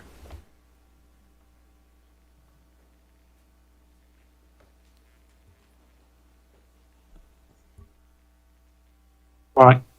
So I think for me, better access to education is one of the most effective ways to, reduce child labor and exploitation in the mining sector, and particularly in the DRC, where we have this staggering statistics of children as young as 10 and 14 not being able to read and write. And child labor, I think, in the mining sector is often driven by poverty and lack of economic opportunities and even, social protection systems.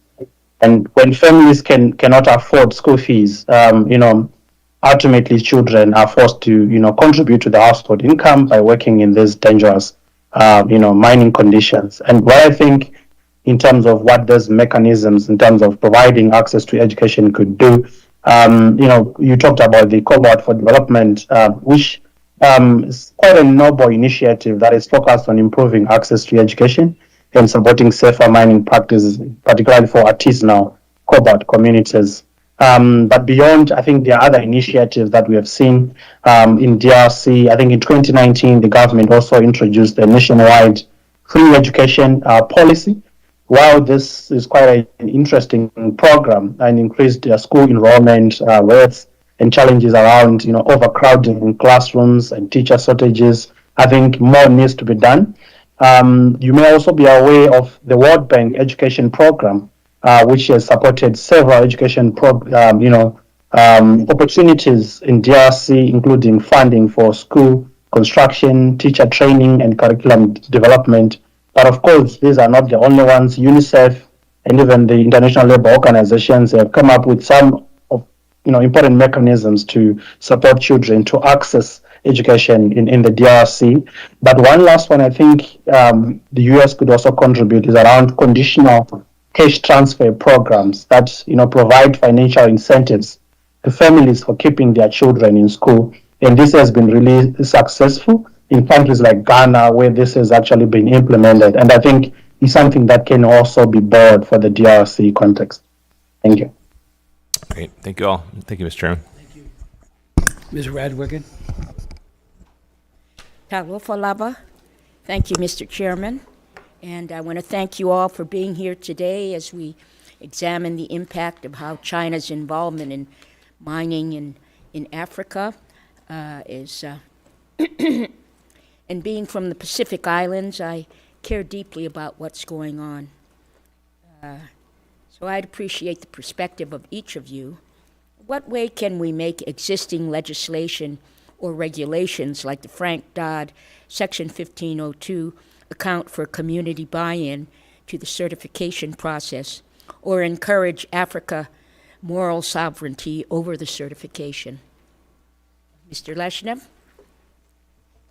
Sure. Thank you so much for the question. Very, very good one. When this legislation was originally drafted, and I happened to be around at that time as well, there were provisions that were added onto it, or that were part of it, that were there to support certification and support for artisanal mining communities in the DRC and in the region. And then when that piece of legislation, and I think in the House it was called the Conflict Minerals Trade Act, in the Senate it had another name.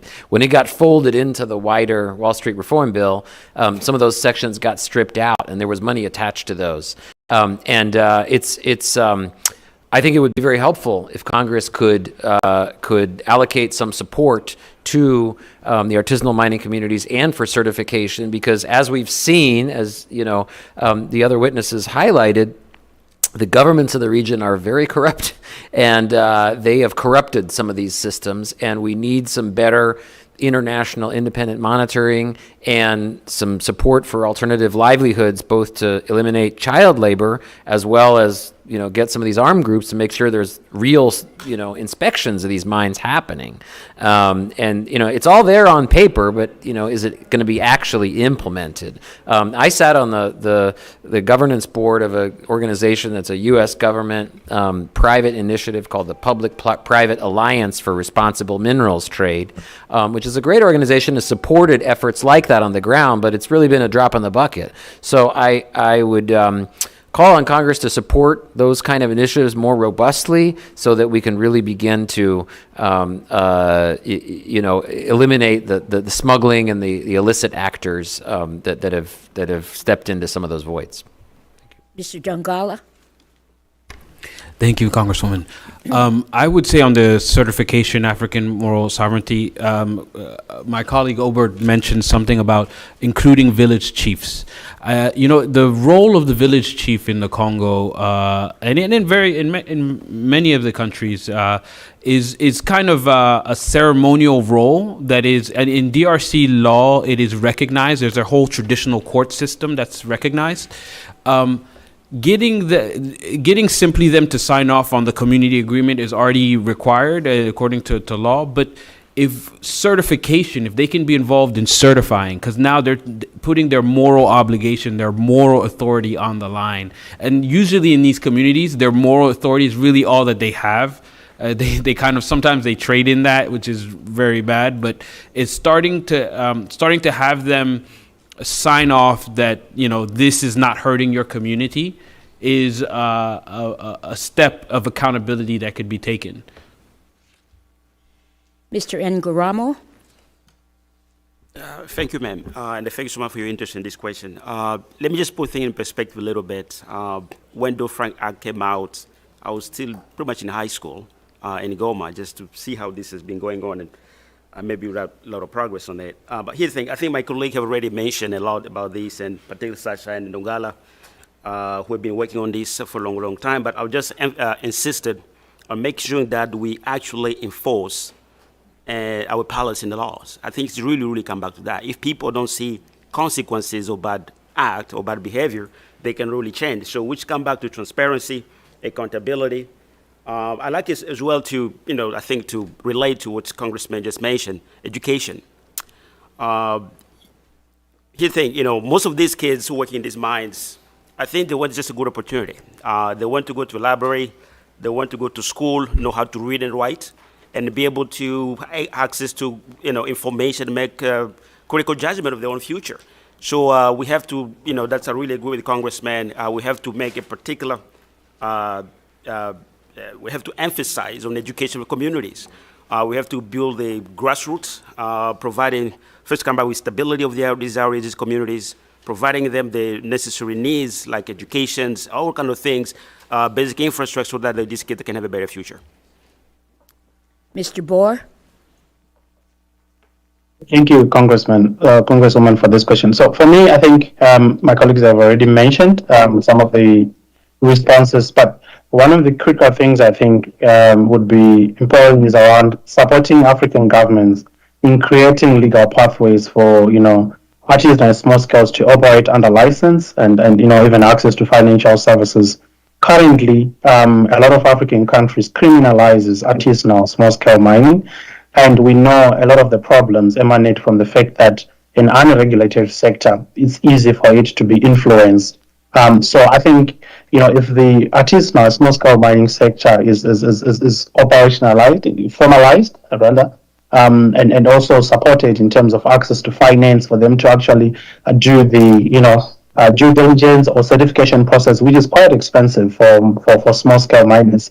I think that will, also, address some of the challenges around transparency and accountability. I think we need to ensure that companies are able to publicly or compelled to publicly disclose, their due diligence practices and processes, but even the names of their suppliers, to create more pressure on accountability.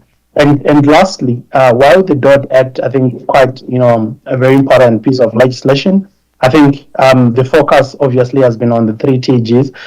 It could also be expanded to other, lithium, so that we are able to catch them all. So the limitation on the minerals, the 3 TGs, it needs to be expanded, the scope of the Dodd Act. I think that would also assist in particularly looking at emerging mineral value chains like lithium, for instance. Thank you. Thank you, Mr. Chairman. I yield back the balance of my time.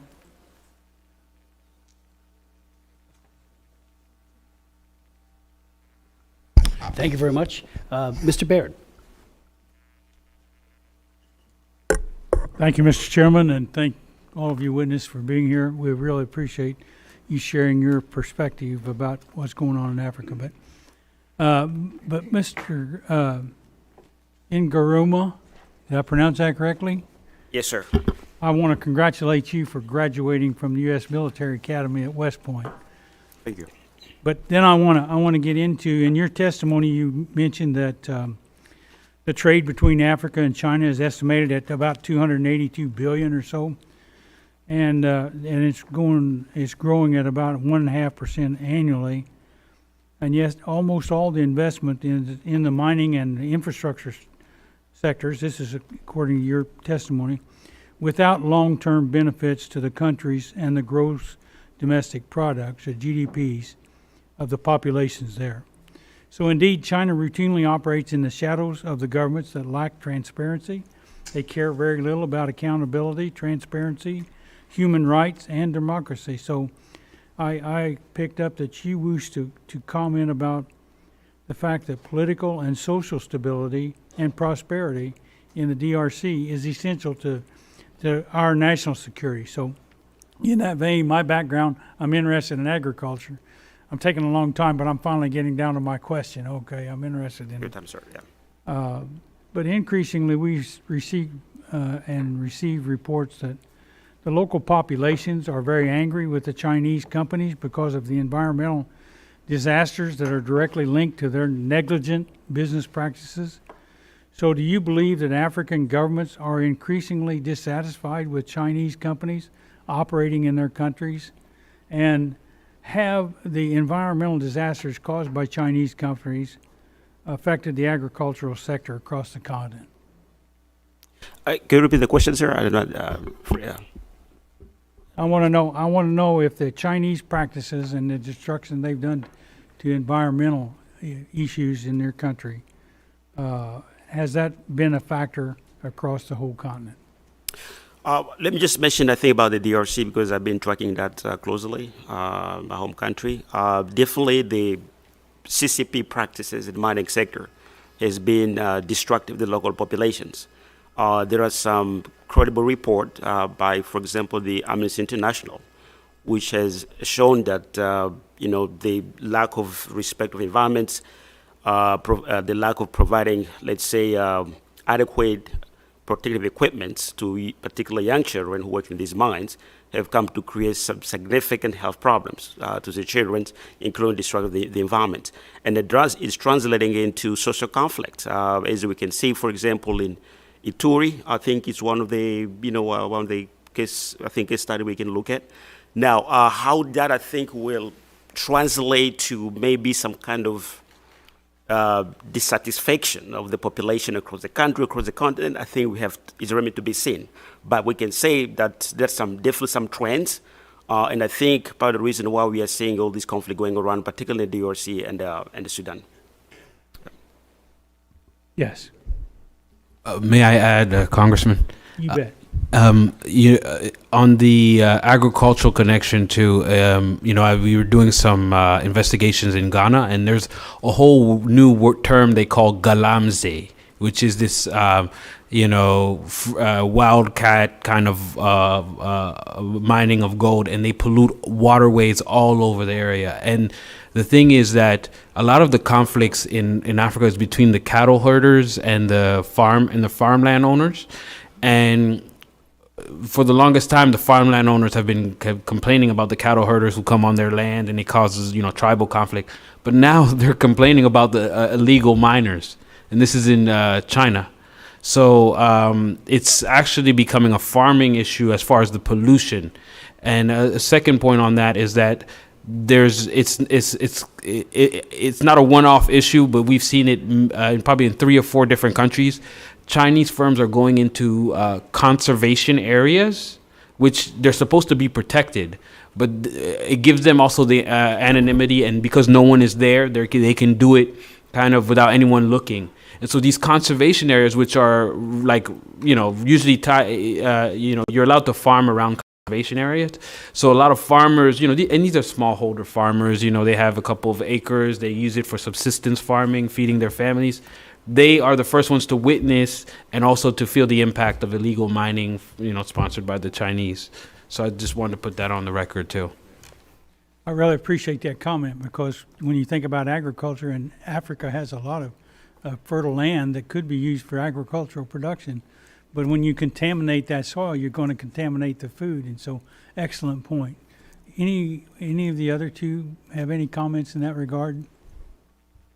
That's a great question, Congressman. The prices of some of these minerals are skyrocketing. We all know gold hit $3,000 an ounce for the first time a couple days ago. And what does that do on the ground in countries like this? It just, is a flurry of activity. And when there's no rule of law, it's the wild, wild east, as Mr. Jackson said. So, I think the key is really the governance and the rule of law and reducing this corruption and kleptocracy. I've been to many mining communities in Congo where the alternative livelihood is farming, but nobody wants to do it because everyone can make a quick buck. And there's so many exploitative actors, from armed groups to corrupt officials, who are just going after these mines. So you need a much better framework. As Mr. Bore said, I fully support the formalization of the artisanal mining sector. Give them property rights, give them legal areas to work, and then the same thing for the farms. Make sure that is formalized and that there's not bribes being paid everywhere. Back earlier to Ms. Radewagen's question, we need some support for those alternative livelihoods, and that's really in the farming communities. So if we can help reduce the corruption and support the formalization, then I think that can go a long way to establishing better governance in this sector. Mr. Boer, you have any comments? Yes, Congressman. Yeah, thank you so much for the question. I think, Chinese mining operations on the continent have had a significant negative impact on agriculture, particularly through displacement, environmental degradation, water pollution, soil contamination. I think there's ample evidence of communities that have been relocated that rely on subsistence farming, but also even some of them that have been relocated large-scale farming. I'll give an example of a project that is owned by Cobalt, Jiang Cobalt, in Goromonsi, the eastern part of the capital city of Zimbabwe, where big commercial farmers were relocated just to pave way for lithium mining. And of course, the communities also are complaining around the conflict on water resources for mining because of the intensive amount of water required to process lithium, and also for farming. So already, I think we are seeing the connection and the linkages between how mining by these Chinese companies, through illegal practices or irresponsible practices, are fueling even food insecurity. I can also give another example of a BYD supported project where I think about 30 community households were relocated from their village, and they were moved to a peri-urban area, and they were given just around 450 square meters of land, and these communities used to live on agriculture. So I think there's broad evidence to show that agriculture is being impacted. It also, there are cases also from Sierra Leone where mining by Shandong has also, affected agricultural production. So food security, you talk of, subsistence living, even livestock. As an organization, as Zella, I think my colleague also mentioned about, moving into protected areas where Chinese companies are also now starting to explore mining, particularly in national parks. You might have, read in the news where we, filed an application, essentially an interdict before the court in Harare to, challenge the Minister of Mines who had granted a special grant. A special grant is essentially a special mining list which allowed this, Chinese company to mine coal in Hwange, which is the biggest national park in the country. So we are seeing that, companies are also starting to, move away from where, naturally people live to go into protected areas where there is, less population. But of course, it's also impacting tourism, which also brings another dimension in how, mining in these areas is affecting, conservation efforts. Thank you. Thank all of you, and I yield back, Mr. Chairman. Let me, did you have one quick question? Because I have a series of questions. Oh, okay, thank you. Let me ask a few questions. I'll put them all out, and then whichever ones you would like to answer, please do. You know, building on Mr. Baird's comment about the local population's anger based on environmental degradation, how do you rate the environmental record of PRC mining companies in Africa compared to that of U.S. and Western companies? Have African governments sought to hold Chinese companies responsible financially or criminally for environmental damage that their business practices have created? We know for a fact that in China itself, not only do they not follow ILO standards on labor rights, they have egregious problems in China itself with environmental degradation. Why wouldn't they just then export that to their operations in another continent, which is, of course, Africa? And then what evidence, if there is any, do you see linking PRC mining activities to the funding of armed groups or militias in specific African conflict areas? Theory, if you could speak to, based on what you've seen, the Chinese barter system that circumvents the U.S. dollar system in Africa, can you expound upon that? Also in Ghana, Tanzania, Uganda, Ethiopia, Sudan, and Zimbabwe, central banks have launched their own gold purchasing programs, which can often mask illicit behavior because they benefit from sovereign immunity. What measures should regulators and sanction enforcers take to ensure that our sanctions and other sanctions, like by the EU, remain effective? Let me also ask, if I could, what are the major goals and changes under the recently negotiated DRC, PRC, Cyclemines infrastructure for mining rights agreement? What has the DRC government done with the reported $7 billion it received from this agreement? And to what extent have corruption and diversion of resources characterized this deal since it was signed? And where would you place the responsibility? Let me also thank you again, Sasha, for the recommendation for the illicit gold task force. I'm wondering if you're getting any traction. We'll raise it, obviously, with Secretary of Treasury and as well as State. I think it's an excellent idea. You might want to speak a little further on that.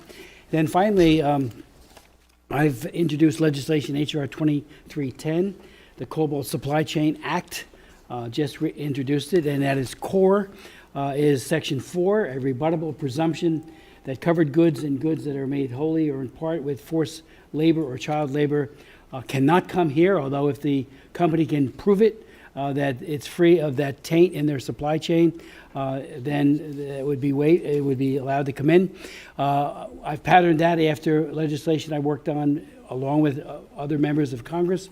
There were 4 of us who did it on the Uyghur Forced Labor Act, and a rebuttal presumption is I think a novel way of saying, okay, you can export your goods, but they better be free of child labor, and they better be free of forced labor of adults. There's also an enforcement strategy, Section 5, and then also a Section 6 that says clearly that no federal procurement of vehicles, federal vehicles, can occur if, again, there's child labor or forced labor of adults coming out of Xinjiang, especially because we know that's where the cobalt is being processed. So your thoughts on that legislation? Because I think, platitudes are great. Again, I mentioned before about the zero tolerance initiative done by the human rights folks in DR Congo. Welcome it, but if you don't get enforcement, and I've done oversight hearings on the Uyghur Forced Labor Act, and while it's not perfect, because we had a de minimis provision in there, anything that's $800 or less is not subject to inspection, and it has been exploited with impunity, and we're looking to rectify that. So we're learning from our mistakes with that legislation, but hopefully this will be, a clarion call that we really don't want these kids being exploited anymore. When you look at how sick they get, many of them die. And then the fact that so much of this, as you all have testified, fuels M23 and so many other groups that are killing, maiming, and raping in Africa. we need zero tolerancy that has an enforcement capability. So if you want to speak to any of those issues that I've raised, deeply appreciate it.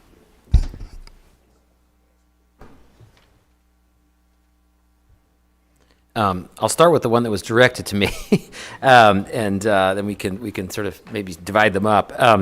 Regarding the gold task force, there's illicit gold coming out of the DRC, out of Venezuela, out of Central African Republic, out of Sudan, and yet, and like I said earlier, China is buying it up, hand over fist, and potentially going to establish a new currency which threatens our own. So we need to take bolder action to address this, and the U.S. government, I think, is well primed to be in a good position on that. I think a couple things that would be important for this task force. First of all, set up a interagency coordination body such that we can coordinate with industry, especially through FinCEN, to talk to banks more, to have a banking roundtable, et cetera, and then investigate and sanction the whole networks.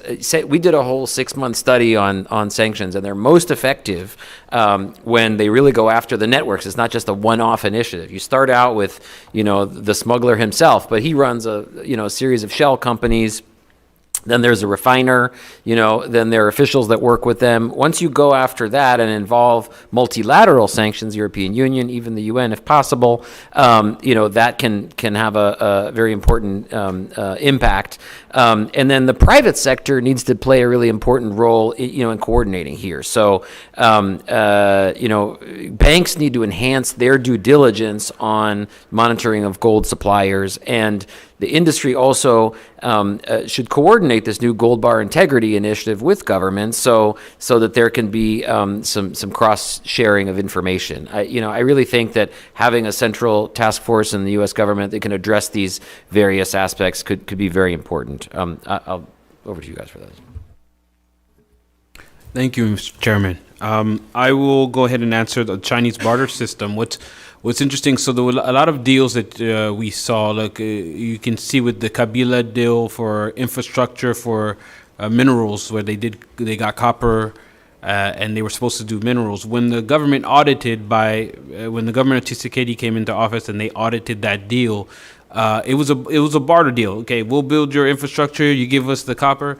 But there were no enforcements, no accountability measures. And what happens is they can mine unaccountably, and the government of DRC can do whatever with the infrastructure funds that were supposed to be put at disposal and work. So this barter system happens through either state-to-state deals, banks, local banks that are being established in the region are facilitating a lot of non-dollar transactions, which evades the U.S. dollar system and sanctions. Then, since we're on the topic of sanctions, how can we ensure that sanctions remain effective? I think it goes along with his with Sasha's recommendation of an illicit gold task force. I would add the OFAC licenses, which is already existing process. What that will do is it will gather data that can be actionable, live data. Because what's happening is, to apply for a license for OFAC, they would have to regularly share data of their gold trading activity. And this data will inform the OFAC, the illicit gold trade task force, of trends. And that's right now, the enforcers of sanctions are flying blind, really. They're trying to keep up with what everyone's doing, who the trader's doing, what's the new refinery, what's the new name, and all that. But I think that'll be helpful with making sure that sanctions remain effective. And then on HR 2310, I think this is a breath of fresh air. What I'll do from my side, from the industry side, I'll encourage, I think we need to educate industry participants to know that it's not like a new regulation, something that they're not already doing, but what it is getting more details. And I would actually recommend for Section 6, if we could include weapons, procurement weapons. Now, you might have that might be a whole lot of a whole nother storm, but if you want to make it effective, because the reason why cobalt and lithium and all that is available is not only just commercial technology, but also weapons technology. So if you could include in Section 6 of HR 2310 weapons, I think that will be a headliner also. Thank you, Chairman Smith. I really agree with the panel, Sasha and Terry. I'll just maybe add, I think one thing in terms of like ranking. I like to think that Western companies are way better in many ways because, of course, it's not perfect, but at least we tend to care about issues like human rights, human dignity, fighting corruptions. It's not always easy, but at least we try, Yeah, and I like to think that Western companies see some kind of collaboration from these African countries, particularly the Congo, so they can meet at least somewhere to have some kind of a compromise along those lines. I'll not name any companies, but I worked on maybe 2-3 companies who they ran into some serious problem in the DRC. Part of it was because maybe the moral standard was a bit high. Anyway, commenting on the CCP, how it's fueling conflicts groups. I'll refer to the recent UN reports, not actually the recent one, but most of them of the past 3 years, I think. If you go to the appendix and with really overwhelming evidences, I mentioned this company, Norinco, which has been supplying weapons, basically actually to all the sides. Here's the thing. I like to think that the CCP will at least try to put some kind of guardrails, mechanism to say, hey, where these weapons are going, and here's the thing. And especially because we're in a situation where the MONUSCO is getting out of the DRC with serious concern of leaving a security vacuum behind. We know the FARDC is not yet there to assume this kind of responsibility. Secondly, the UN, I think if I remember well, I think 2667 resolutions removed the arms shipment embargo to the DRC. So all these can create a high risk of proliferation of weapons in the area. So China, I like to think, should really care about these issues and really try to make sure there's some traceability and make sure that it does not increase conflict and violence. Sikomin, Terry already mentioned that. I think it was a great initiative, but the implementation was just a disaster. Over the past maybe 15 years, I think, it's been along those lines. It's very hard to see how those kind of agreements benefit the average Congolese person. The poverty has increased, unemployment remained high, and sadly as well, the Felix Tshisekedi came in, tried to do some money revision, but we heard some payment were made. I think credible report, the recent by the IGF, the Inspector General of Finance. But where the money went, it's hard really to trace it. And I like to think that it's probably one of the reasons why we are seeing this dissatisfaction or disconnection between the Felix government and its populations, because people are hearing all these revenues, but they're hardly seeing them in their daily lives. And I fully support the Global Supply Chain Act, sir. I'll just insist on enforcing these laws. I know it's tough, hard, but I think that's one of the heavy work we have to do. We have to deploy all the necessary resources possible, learn from past mistakes. You just mentioned, we have to learn from what did not go well, upgrade those kind of policy, and where there are shortcomings, how we can do better next time and moving forward. Thank you.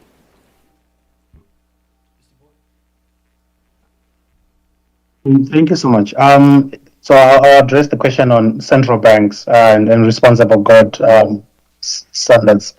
So I think broadly across the African continent, central banks are implementing a variety of measures to promote responsible gold processing and curb illegal, mining activities. I could, cite examples of Ethiopia, where the National Bank of Ethiopia and even Zimbabwe, where the Fidelity gold printers, and even in Tanzania, have all been coming up with, incentives for ensuring that actors that are in the ASM, that is now small-scale mining, become more responsible. Safety and health has been one of the key concerns. Then also illicit, trade. However, I think what hampers, these efforts by central banks to promote more responsible gold processing is a policy of what they call no questions asked policy. I think, countries like Zimbabwe have been implementing this, no questions asked policy, and essentially, because government has been trying to mobilize, more resources, they just say, bring your gold and we give you your money. We don't ask questions in terms of how was that gold mine, using what kind of infrastructure, any child labor or any other related, forced labor along. So I think that is a policy that has also contributed to some of the problems we have in the gold processing, and also more promoting these responsible gold processing initiatives. Then coming to your question around, I think I think Supply Chain Act, the Cobalt Supply Chain Act. I think it's quite an important piece of legislation that I think if implemented could actually address some of the problems we are talking about.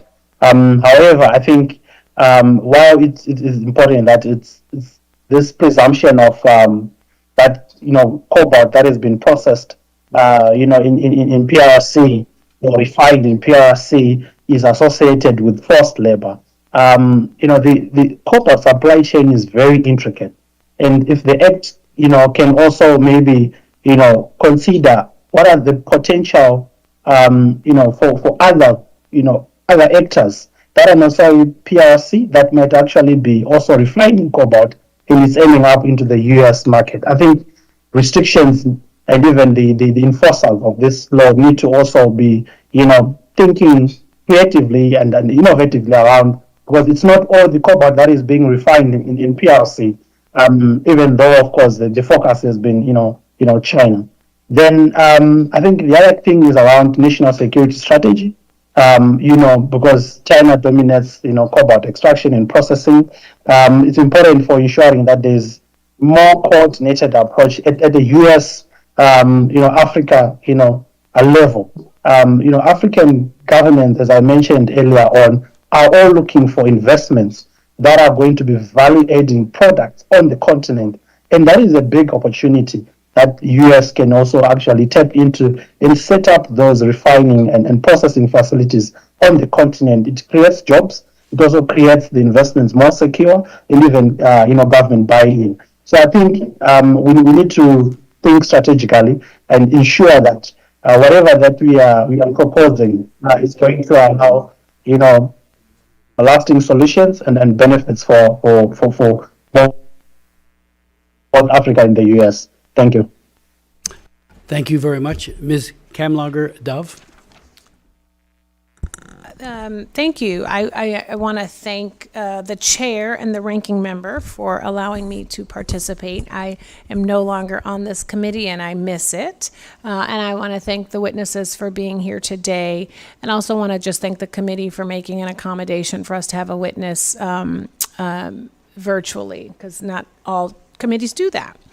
And I appreciate the chair for holding this hearing to address human rights abuses in the DRC's mining sector perpetuated by Chinese companies, but also by broader issues of corruption, impunity, and lack of economic opportunity that U.S. assistance should address, and was grateful to hear some of the earlier discussions about financing.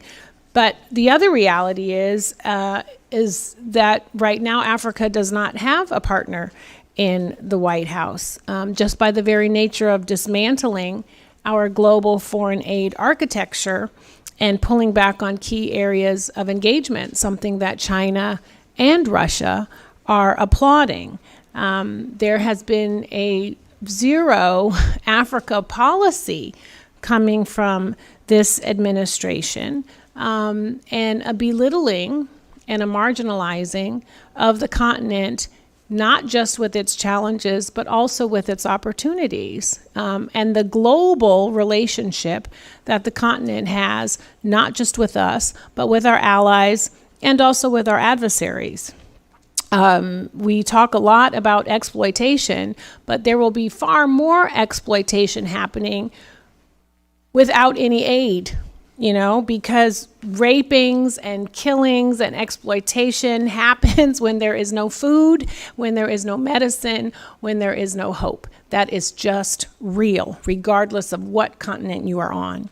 The Death Eaters at the State Department and USAID have disrupted life-saving aid to the world's worst humanitarian crisis in Sudan and the Congo by ripping up PEPFAR, by exacerbating famine and attacking the international institutions that support stability in the region. By doing all of these things, we have also yielded to China and Russia in this space.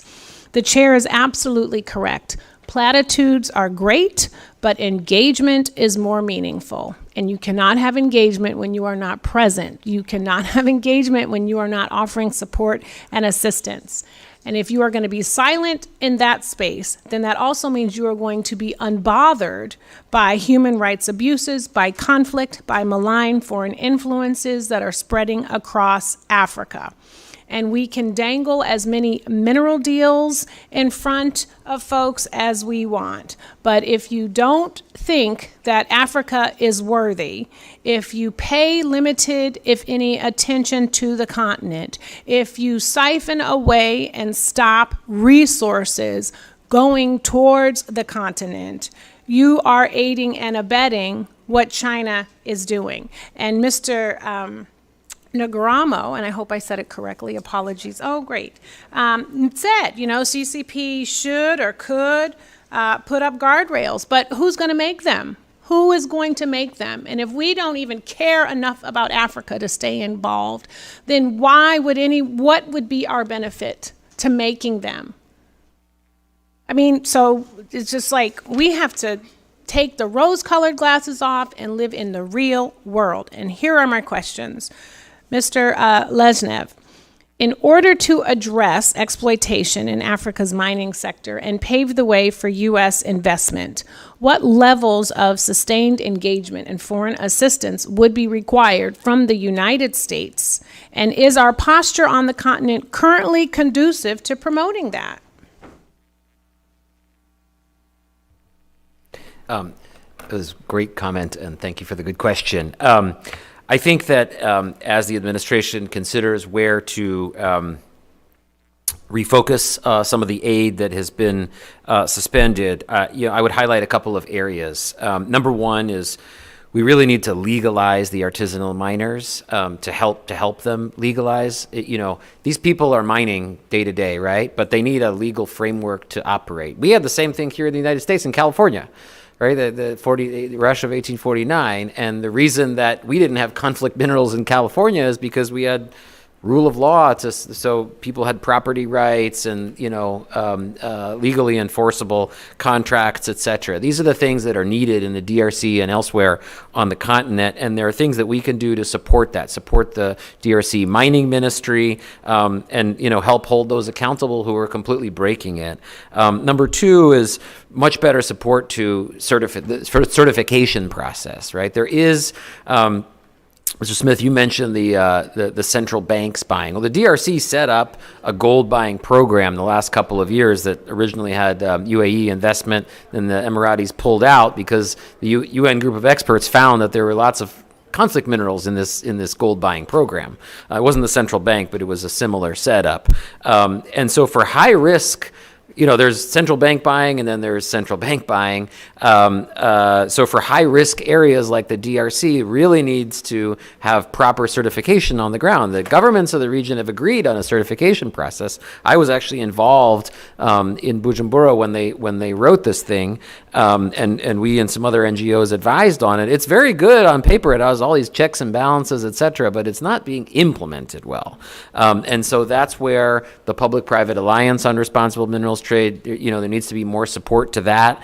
And those are the kinds of things that can counter illicit activity by China and others. So then what about, and my last question, Mr. Chair, what about also brokering a sustainable ceasefire to the destabilizing fighting led by the Rwandan-backed M23? I mean, can you speak about that? And I think that we have been missing in action, leading Qatar to convene peace talks between Congo and Rwanda. So does that play a role? I think stabilization in the region is incredibly important. And are you maybe aware of any U.S. role in trying to preserve the fragile ceasefire, I guess, that was reached last week? Maybe on Signal. Did you get anything on Signal? I think that the ceasefire was a nice piece of paper that was quickly followed by a Rwandan military advance to Kisangani, or towards Kisangani. And the reality is, unless Rwanda and the DRC actors who are aiding and abetting other armed groups like the FDLR, unless they're held accountable, then these pieces of paper will be completely meaningless. I think that the initial step of sanctioning a senior Rwandan government minister and some M23 officials and companies was helpful. The European Union followed by much stronger sanctions. These one-off initiatives are good, but they're not going to mean anything unless there's actually a sustained program to pay attention to that. And then once there's a level of seriousness to it, I mean, as somebody highlighted earlier, the DRC army is running away at present, then, you can see some progress. 10 years ago, there was progress, and the blueprint is there in front of us. There was an M23 conflict, and Rwanda withdrew once there was serious consequences. In particular, World Bank money was pulled out, and that had a major impact because that's direct budget support. Thank you. Mr. Jackson. Thank you, Chairman Smith. Thank you for your interest, your dedication, and your sincerity in trying to find reconciliation and peace and prosperity to this region. To my esteemed colleague, Congresswoman Kamlager-Dove, thank you for your insight. The Trump administration has embarked on a campaign against USAID over the last 2 months, shuttering thousands of U.S.-funded assistance programs across the globe. At least one of those programs aimed at improving accountability in the DRC's mining sector.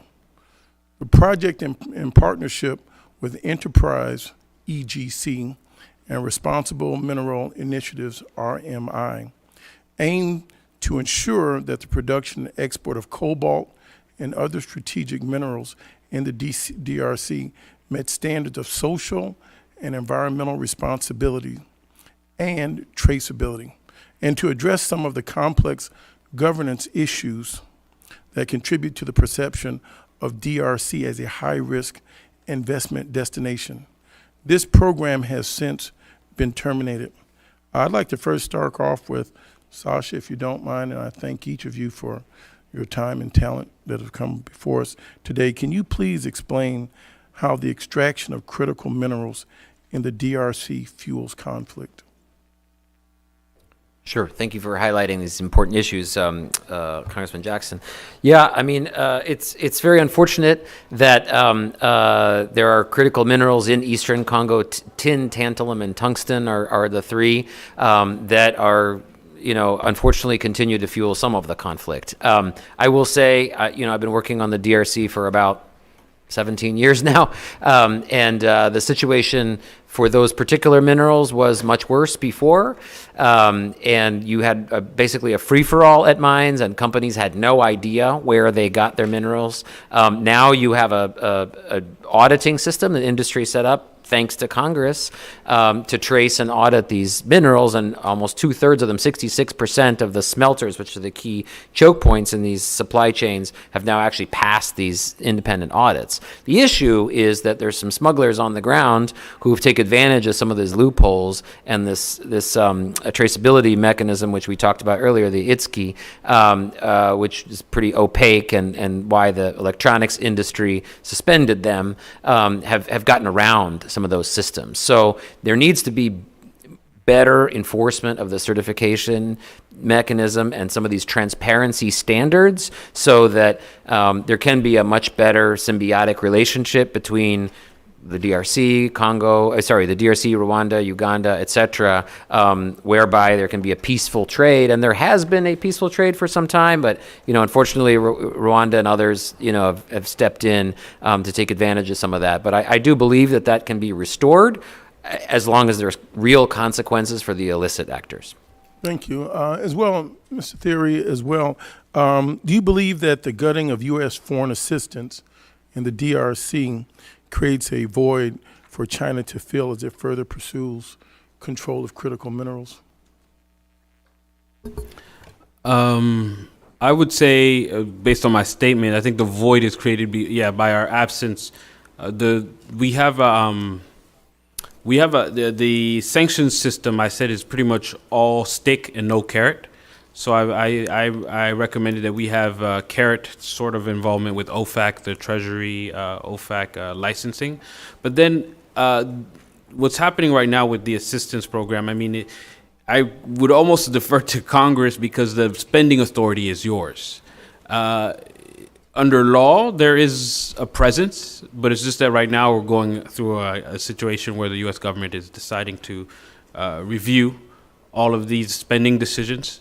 So I think it's calling for the leadership of this committee on these decisions to guide the administration on how to make these most effective. So I think the leadership of Chairman Smith and Ranking Member Jacobs is probably warranted the most right now to make sure that there isn't an absence or a void in the midst of these decisions.